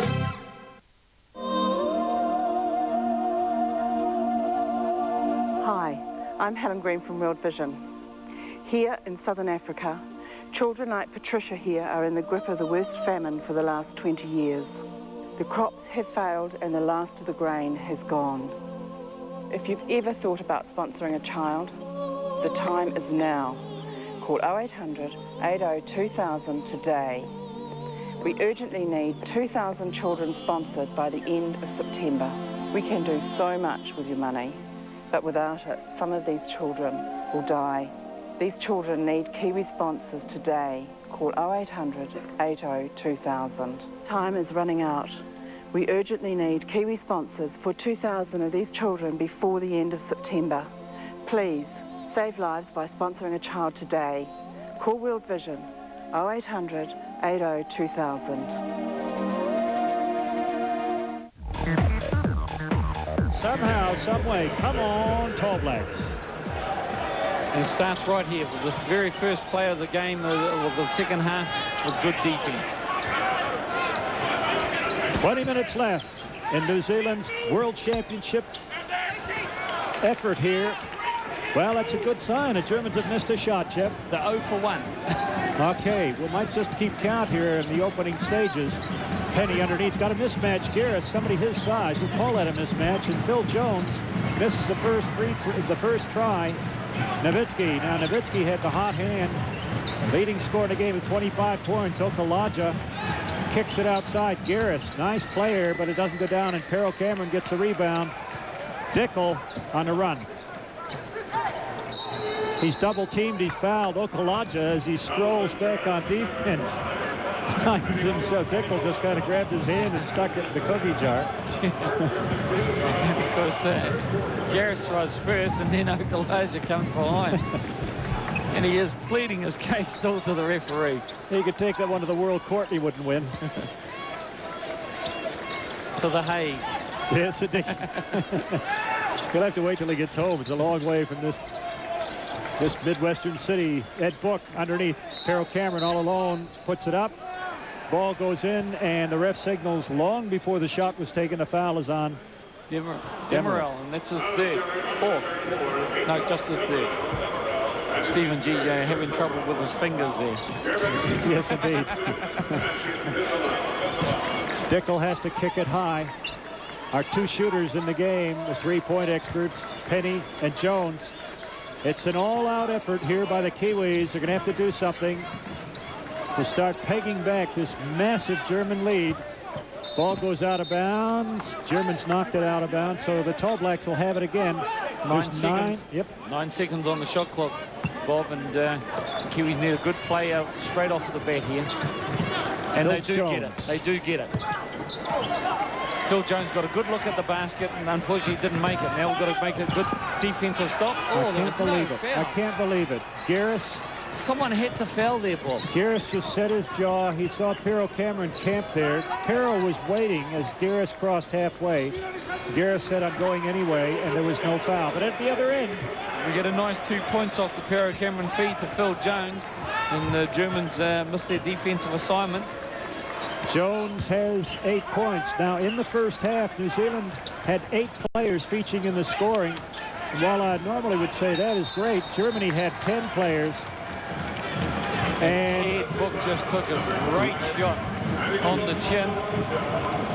A flying elbow by Pero Cameron to a free Phil Jones. And then Okalaja just absolutely hammered Ed Book. Down the other end, no. Television ain't going to... They'll see it. Book must have a target painted on his nose because he's collected a view of it, Jeff. And that was bullseye, Bob. New Zealand playing too high offensively. Penny in trouble. Book gives it out to him. Penny from the corner. Shot clock goes off, and defensive pressure from the Germans just hurried the Kiwis into a shot they might not have taken normally. But the man who put it up was certainly the guy you wanted throwing the ball up with that amount of time left on the clock. 74-50. New Zealanders have scored first, but it looks like a bit of a dogfight. Nowitzki a little bit off balance. Garris comes in and gets the rebound. Carol Cameron had Patrick Femmerling backing him away from the basket, doing everything he could to box off, and somebody sneaks in from the weak side. It happened to be Garris. got the rebound and put it back up. Missed assignment. He certainly was a missed assignment, and the Germans get an easy 2 out of it. There's another missed assignment on defense for the Germans, and Phil Jones, compliments of a near book pass, gets another 2. Come on, Kiwis, you've got to play with heart, play with passion. We're right behind you. Oh, Garris is all over Kirk Penny. Now Tab Baldwin is running down the sideline, talking with the referee, who's made another call. This is 3 fouls, going to be on number 13. In book. And New Zealand has called a timeout with 6:55 left to go in the third period. Germany 76, New Zealand 54. The 24-point spread remains.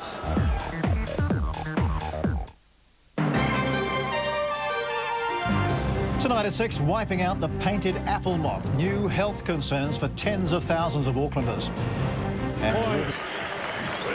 Yeah, that was good hustle by the Kiwis. Unfortunately, the Germans scored down the other end with the big fella, but you know, that's the sort of thing we need. But out of that hustle now, we need some steals, Bob. Well, I want to tell you, folks back home, it's not for lack of trying. The Kiwis are doing everything physically possible to stem the flow of the German offensive machine here. Wow, this is just amazing. Germany will rue the day when they look back. And they kept their best offensive game to the bronze medal game. They could be playing for the gold medal if they shot like this yesterday. Easily. They would have beaten the United States as well. Phil Jones puts it on the glass and it doesn't go down. And the Germans are camped under there. A lot of tall timber. Okalaja makes the run to the basket, and Peril Cameron wisely stays away from him. The lead increasing now. It's 84-52. 5 minutes left in the third period. I hate to say this, Bob, but we are looking very, very tired right now. Tired and ragged. And the Germans are getting pumped up now. Germany has outscored New Zealand in the third period 10-4. Sparky Dickel throws one from a long way out. Time was just about expired on the shot clock, and it's a 4-1 fast break. Now this is a sign of just how tired the Kiwis are getting, and maybe it's time to put some fresh legs in there, Jeff.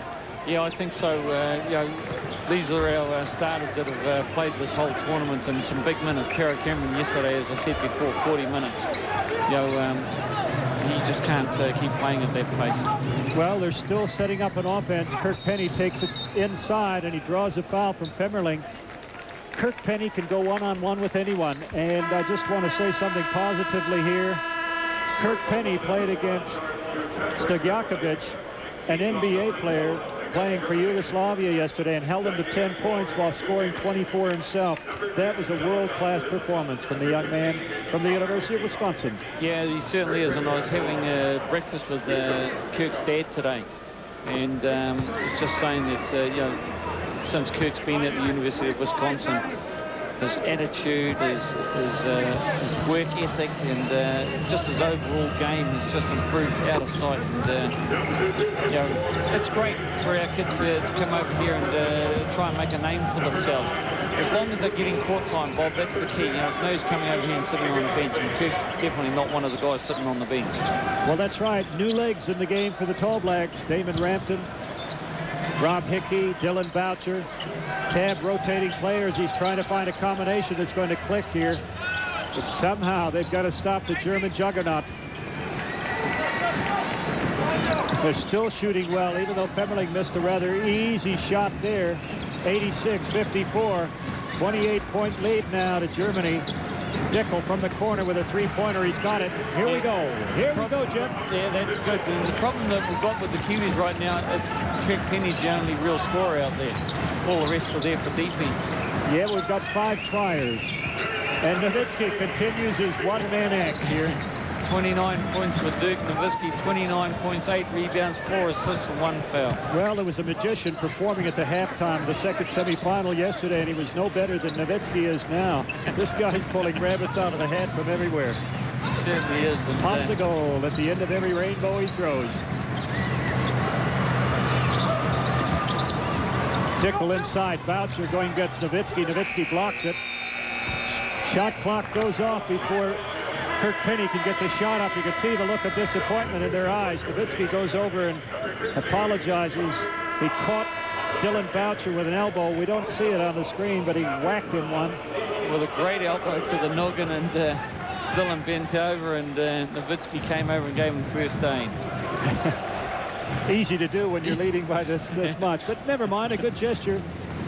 Pesic and Negabatsi, fresh guards in the game for Germany. More problems for the Tall Blacks, who've got to dig deep here, as they have throughout the whole campaign. Well, the winds, strong winds, and the visibility at the top of the mountain here might be a little too much for the Tall Blacks to get that bronze medal. 88-57 as Kirk Penny launches a three. Hickey pulls down a nice rebound.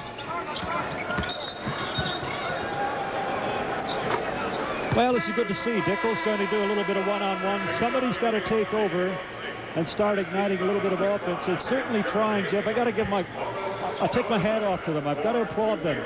Yeah, you know, the Kiwis are up against it. There's no two ways about it. And the opportunity for the guys to, particularly the guys that haven't played a lot in the tournament, like you know, Damon Rampton and company, they're getting a bit of international experience. And I suppose, and I don't believe for one moment that Tab's flying a white flag at the moment, but it is important that you know, other guys get the opportunity for some international experience. Well, Germany has 5 fouls on them now. New Zealand in the bonus situation, a 30-point lead, 88-58. 2:23 left in the third period. Germany has slowed down a little bit here, even though they've outscored the Tall Blacks in the third period. Agrababu, turnaround jumper. Just as I say that, nice little kiss off the glass, and he picks up the two. Well, German pressure, they're feeling fine. They like this. No pressure, so everybody's feeling like things are going swimmingly well. And in fact, they are, and they're looking pretty good. And certainly putting up a lot of shots, and defensively putting pressure on the Kiwis. And Roddle just takes a nice pass and steams to the bucket and collects the 2 points. Yeah, Roddle hasn't shot the ball well from outside, but he always seems to be the guy on the end of a German fast break with a cutting body to the basket. Another ex-University of North Carolina player. One of the first Germans, I think, to go to North Carolina, and he sort of showed the North Carolina coach just what the basketball talent in Germany was all about. A foul on one of the Germans, and Paul Henry will go to the line. Well, I've got to say, Bob, the crowd is starting to build up nicely. If you look at the back tiers behind us and the back tiers right up in the nosebleed seats, there's some fans really starting to pour in here, looking ready for the gold medal game. Well, all those Argentinian flags waving up there in the fourth tier will turn into parachutes later on in the game as they come tumbling down to congratulate their team, should Argentina win. Well, the opposition cheering section starting up already. The game here isn't finished. And the fans from Yugoslavia challenging, putting up the vocal challenge to the Argentinian crowd, who are located, as far as we can tell, way up in the upper deck. In the nosebleed seats, so they call them here. Boucher has to bail out, and Hickey tries to save the ball from going over halfway. It's a bit of a lolly scramble right now. The hot potato was on the floor for a while. Well, the Germans end up with it, and Roddle knocks down to 3. And just hey, as I said that Roddle's not shooting the ball from the outside very well, he goes down and knocks down a 3. I've never seen shooting like it. And unfortunately, it's coming against the Tall Blacks. 95-59 into the corner. Rob Hickey doesn't go down, and Boucher picks up the loose ball and puts it back up. 95-61. Time ticking away in the third period. 33 seconds left. Germany playing loose with lots of confidence now as Maris goes to the hoop, and he's chopped by Damon Rampton. That's 12 fouls on Damon Rampton, and New Zealand have 3 team fouls. Now, surely they're not going to say that was a shot. Well, they are. They're saying he was in the act of shooting, so he gets the 2 free throws with 24 seconds left in the third period. Thank you, Robert. That was an honest free throw. You can see the look of utter exhaustion in the frame of Kirk Penny there on the bench.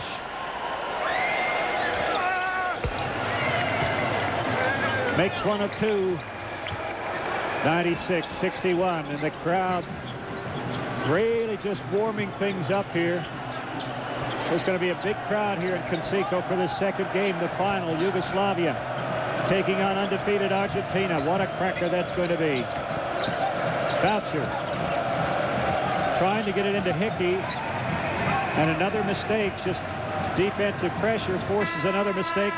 Rodel comes over halfway, and he has the final act of the third period. So at the end of 3, it's Germany 96, New Zealand 61.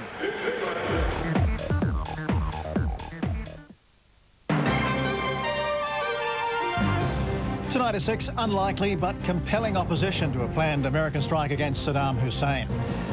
Risking fetal alcohol syndrome with surprising new research results.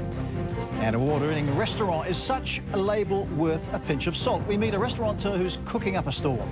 And snow domes, key rings and postcards for sale. Has Ground Zero become a tacky flea market? Join us at 6. One News, judged best news at the Qantas Media Awards.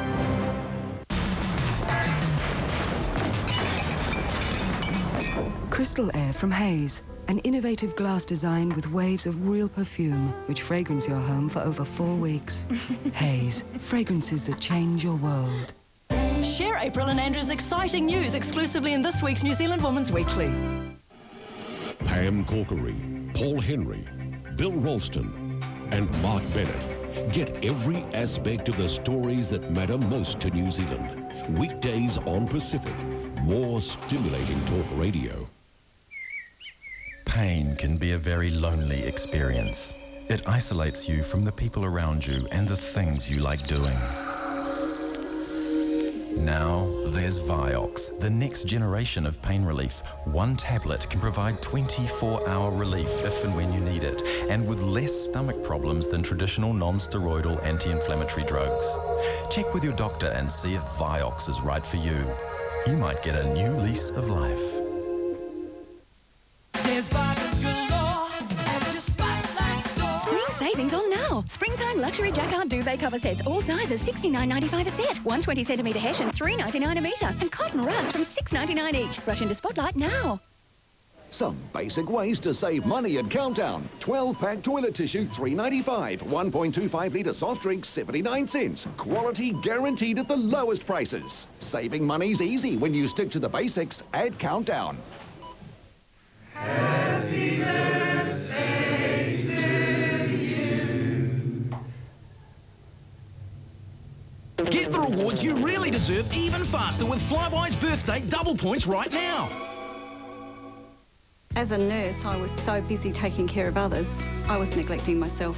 I weighed 68 kilos and I'm only 5 feet tall. I knew I couldn't lose the weight on my own, so I called Jenny Craig and I lost 20 kilos. Jenny Craig's one-on-one consultations give you the support and motivation you need to reach your goals. Call Jenny Craig on 0800 502 302 and you can lose 10 kilos for just $10, plus the cost of food. Hurry, this is a strictly limited offer. Call 0800 502 302 now. There's one place that gives you the full, satisfying flavor of a velvety cappuccino. Right when you need it. For real coffee with zip, Cafe Zip at BP Connect. Michael Caine, Cheers, darling. Don't you go coming on to us. We're all married men here. Bob Hoskins, Helen Mirren. Oh, beautiful.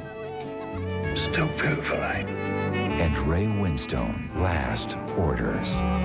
If you're looking for quality garden furniture this summer, there are 4 things you need to consider. Colour, comfort, durability, style. If these things are important to you, look for Devon. 308 Taralcal Drive. What this boils down to, Bob, is the fact that the Germans had depth on their bench. And, that's not taking taken it away from some of the Kiwis, but you know, the German bench has just contributed. You know, at half-time, the German bench had scored a lot of baskets, and I think that's what's hurt the Kiwis, because yes, you're right, both the Germans and the Kiwis starting five are very tired from the tournament, but bench strength has come to play for Germany. Well, that's right, and they look very confident. They try to pass inside they would never have tried before, and again, defensive pressure. They caught the ball from New Zealand, and coming in from that left side again, the familiar figure of Henrik Roddel. Yeah, and Roddel obviously finishes off with the big two-handed dunk. Cameron back in the game for the Tall Blacks. Man-to-man pressure from the Germans. Henry has the ball slapped. And now there's a lot of hands in there, but with two referees, we're not getting the calls. We're on a harp on this. 67%. Well, they have dropped off. They've lowered that percentage by about 10 points from the 77 they were shooting at the end of the first two periods. Just incredible. Phil Jones. Roddel gets called for the foul, reaching in. Thank you, ref. Germany have hit the ton, 100-66. It's a 39-point lead. And Germany still shooting 63% on three-point attempts. Rob Hickey had 2 attempts there, both of them blocked by the Germans. The tall German team just denying New Zealand any way to the basket. And Pesic, number 7, whose father, as I mentioned, coaches the Yugoslav team, hits a 3. Hickey back to Carol Cameron. He's got a 3. Well, Carol Cameron trying to fire up the Kiwis in some way. Well, this should be a pretty loose and relaxed fourth period. Both teams. Here's a player who hasn't played a whole lot. Pasquale Roller, one of the smaller players on the court at the moment. Backing in, Robert Maris against Hickey. Makes a nice move to the hoop. It doesn't go in. And I'm surprised it didn't go in, Bob, because we've got 2 or 3 boppers on the court there, and the way the Germans are shooting. I agree. I'm a little bit shocked, a little stunned, actually, Jeff. Speechless. Rodel, nice pass to Phil Jones. And now things are getting a little bit loose here. The Germans are now complaining about the refereeing. I can't believe it. Maris is having a go at the refs. What else would they like? Well, the Germans substituting freely now. Number 6, Lutke, comes into the game. Tall Blacks control the ball. We've got just under 8 minutes to play in the playoff game for 3rd and 4th. Tall Blacks, you're my champions. Boucher makes 2. They certainly are, Bob, and you know, they can't worry about this. It's been a great tournament. They've taken us on that roller coaster ride of emotion, and had the whole country behind them, and you know, they can't be disappointed. Well, Dirk Nowitzki sitting on the bench. What a game he's played. 25, 28 points, something like 29 points you see there. 4 for 4 from the three-point line. He's done his job, and now he's getting a well-deserved rest. 102-66. Cameron comes high, gives it back to Dickel, back to Pero. 3 points. Doesn't go down. Yeah, that's a tight shot from Pero. It was loose. It was, it was very flat, and it was very short. Sparky Dickel makes the save.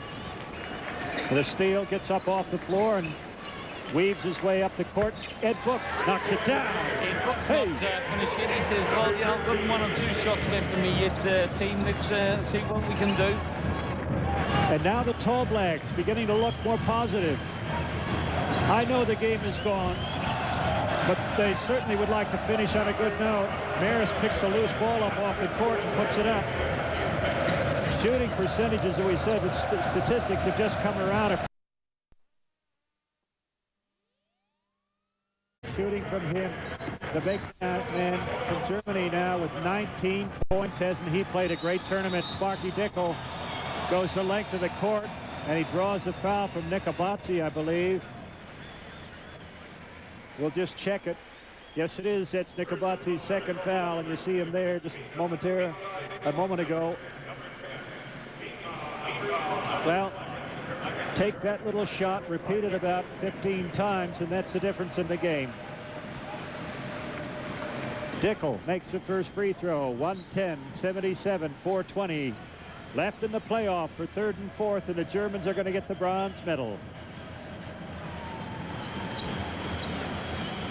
And of course, the German bench asking the coach whether they can see Dirk Nowitzki in the game just one more time. We don't want to see him. He scored 29 big points. Oh, no, he really did the job on us today. In fact, the whole German team did. Germany knocking the ball out around the three-point arc there. Ball's loose. Phil Jones tries to get it. Dickel gets to it first.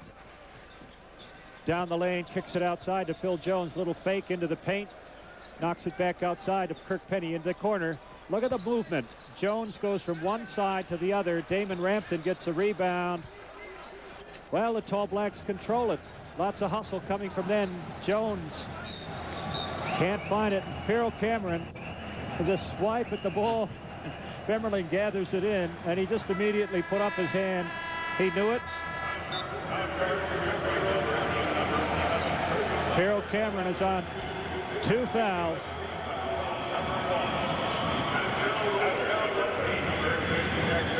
Judd Flavel replacing Sparky Dickel. Pesic greeted as he comes over to the bench. Good tournament. They're happy. This is as far as they've ever come in the tournament, and they're going to go away with a bronze medal, the first medal in the World Championships for Germany. Says volumes for their program. They've got lots of good players. Their rebuilding effort, their program has really paid off. They've put a very good team on the court.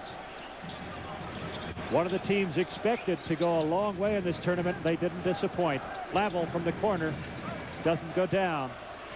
But he gets his own rebound. Nice hustle by Judd Flavel there. Well, he picked off a pass, went straight to him. It was intended for the German, but Flavel, wandering down the park path there, picked it off. Kirk Penny gets a foul out of Nicobatzi. 3 fouls on Nicobatzi. 110-78, 2:58 left in the game. Just under 3 minutes of basketball left for New Zealand in the 2002 championships.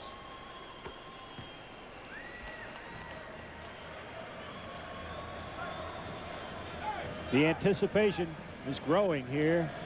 The noise level is just going up step by step here as the fans pack into Conseco Fieldhouse. 60% of them from Yugoslavia and the other 40% from Argentina. It's going to be a whale of a game, Bob. What an explosive situation. Don't light a match.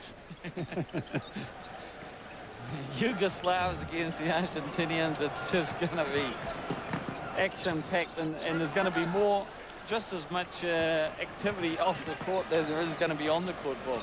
Nice drive from Roller, doesn't go down, and the Tall Blacks chance to get back to within, well, under 30 points here. Jones spins off the glass. It's there. Nice move from him. Lovely move. He floated through to the lane and just nicely kissed it off the glass. Good stuff, Phil Jones, and he showed all tournament long. He's 26 points at the moment, Bob. Phil Jones will be going to Italy to play in the professional league there. That'll be great for him. Nicobatzi, so many steps he took. Kirk Penny is hammered by Rolla. Kirk picks him off the floor and will walk to the free throw line to shoot a couple. It's 110-82, 28-point deficit. But the Tall Blacks have not given up. In fact, they're going to finish up winning this fourth quarter, I do believe. And this is the kind of finish that at least they can take a little heart from. It's been a tough 9 games in 11 days, and they started so quickly here. Caught the Germans unaware, led by 5 in the first period, then gave up a 7-point lead at that stage. And the wheels came off in the second period as a German team, shot phenomenally. It wasn't just one player or even 2 players. It was everybody who touched the ball. Okalaja gets a foul, and Kirk Penny gets the 2 points. And that was good work by Kirk Penny. He missed the free throw, but then had the presence of mind to just go in, attack the basket, and get an offensive rebound. And, you know, offensive rebounds for the Kiwi team have been absolutely like gold pieces, finding gold nuggets on the street corner. That's right. That's right. $20 notes sitting on the pavement. Well, Penny gets a three-point play there. It's a 110-86 ball game. And it's good. I'd like to see the Kiwi score 100. If you can score 100, there's a lot of pride that's been taken back from our point of view. Well, that's going to take some doing. There's 2 minutes, just under 2 minutes to play, and Peril Cameron makes a steal, gives it ahead to Kirk Penny, who nails it for 2, and it's a 110-88. New Zealand 22 behind. Now, this is a better reflection of the, I think, the competitive level between these two teams. New Zealand playing so well in the fourth period.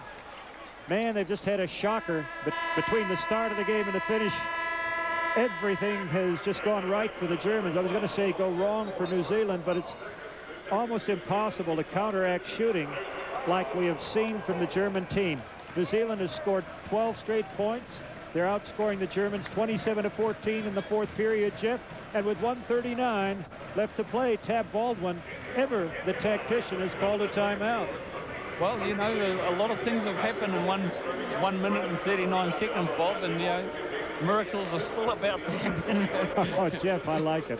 I like it.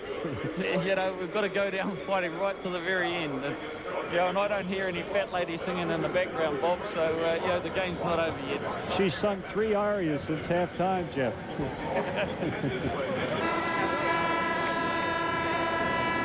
1:39 left to play. 110-88. The Tall Blacks finishing their World Championship campaign. Peril Cameron has hit a couple of threes here, and Phil Jones has brought the Tall Blacks back to within 22. Ed Book pounds in a long three-pointer.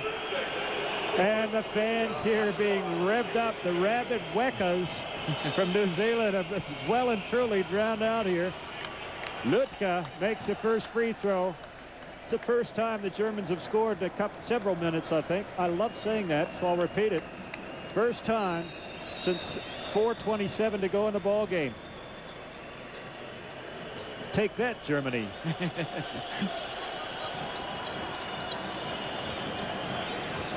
Boucher, Rampton, Flavel, Henry, and Ed Book into the game. Book launches one.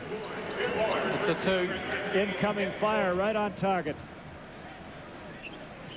21-point lead to the Germans. Flavel being pushed around as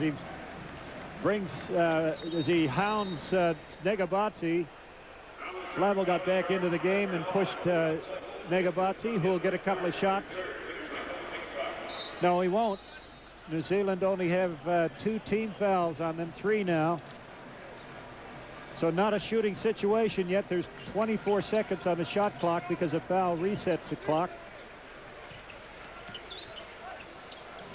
Roller from the three-point line. Hey, nice shooting continues from the Germans. And because he had to hit that because everyone else has hit everything, so why not him? Oh, it's a great shame and embarrassment not to knock them down. Runaway. Henry gets there first. And Lutka loses out in a foot race to Paul Henare. Germans inbound the ball. We've got 58 seconds. Less than 1 minute of play before the warm-up to the final starts.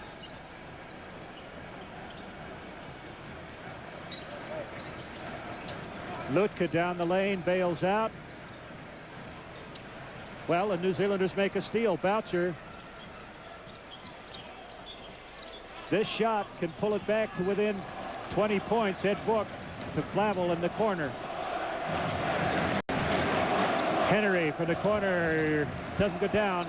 Boucher knocks it into Rampton's hands, goes straight to the hoop, and it goes in. Damon Rampton. Both Dylan Boucher and Damon Rampton, they weren't going to give up there, Bob. They kept on the defensive, offensive rebounds and got a good 2 points. And there's Dylan, back to his old best again, doing what he normally does, gets a good steal. 115-92, but the attempted pass inside goes astray, and Okalaja finishes up a fast break. 117-92, 13 seconds left to play in the ball game. We salute you, Tall Blacks. We love you. Yeah, I've got to say, Bob, you know, that was a great effort, a great tournament by the Tall Blacks, and, you know, they've done our country proud. You know, we may be a small country, we've got great big hearts, and the Tall Blacks have got bigger hearts than anyone right now. And Tab Baldwin, Nenad Vucinic, and the Tall Blacks, you know, we take our hats off to you. One of the best sporting performances New Zealand has ever seen. The Tall Blacks have taken on the world at the championships here. Got into the semi-finals. And there's a good shot of the Kiwis, Brendan Pongia, Neil Swindell, an old Tall Black from the past there. He came in from San Francisco the other day just to be with the Kiwis. So, you know, it's been great. Kiwis have come from all over the United States to be with their mates here to watch their favorites, the Tall Blacks. Oh, Damon Rampton on the offensive board, doing what he does best. And we're just going to fall short by 6 points, Bob, of the 100 I'd like to have seen them do. But, like, you know, you can't complain. You know, 23 points, that means we won the second half. Indeed, Jeff. At the moment. 1:17.94, and Germany are the bronze medal winners. There's 1/10 of 1 second left on the clock, and the referees are insisting that it be played. Well, they have to. There's no choice. The players are standing around shaking hands. The ball goes inbounds, and that's it. Germany finish up bronze medal winners. And I'll say it again, Kiwis, we love you. We salute you.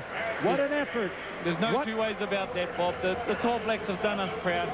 Great stuff, Tall Blacks, great stuff. You know, we're proud to be Kiwis still, and that's what it's all about. You know, the sporting nation that, you know, of 3.5 million people, that we can produce such talent, not only on the basketball court, but any sport that we play in. And, you know, we haven't let ourselves down today. It has been a fantastic achievement by the Tall Blacks and a ride that has been great to follow over the last 11 days. Chris Tupu, they've played a lot of basketball, but it just didn't work for them today. Yeah, I mean, they'd be disappointed in the way they finished.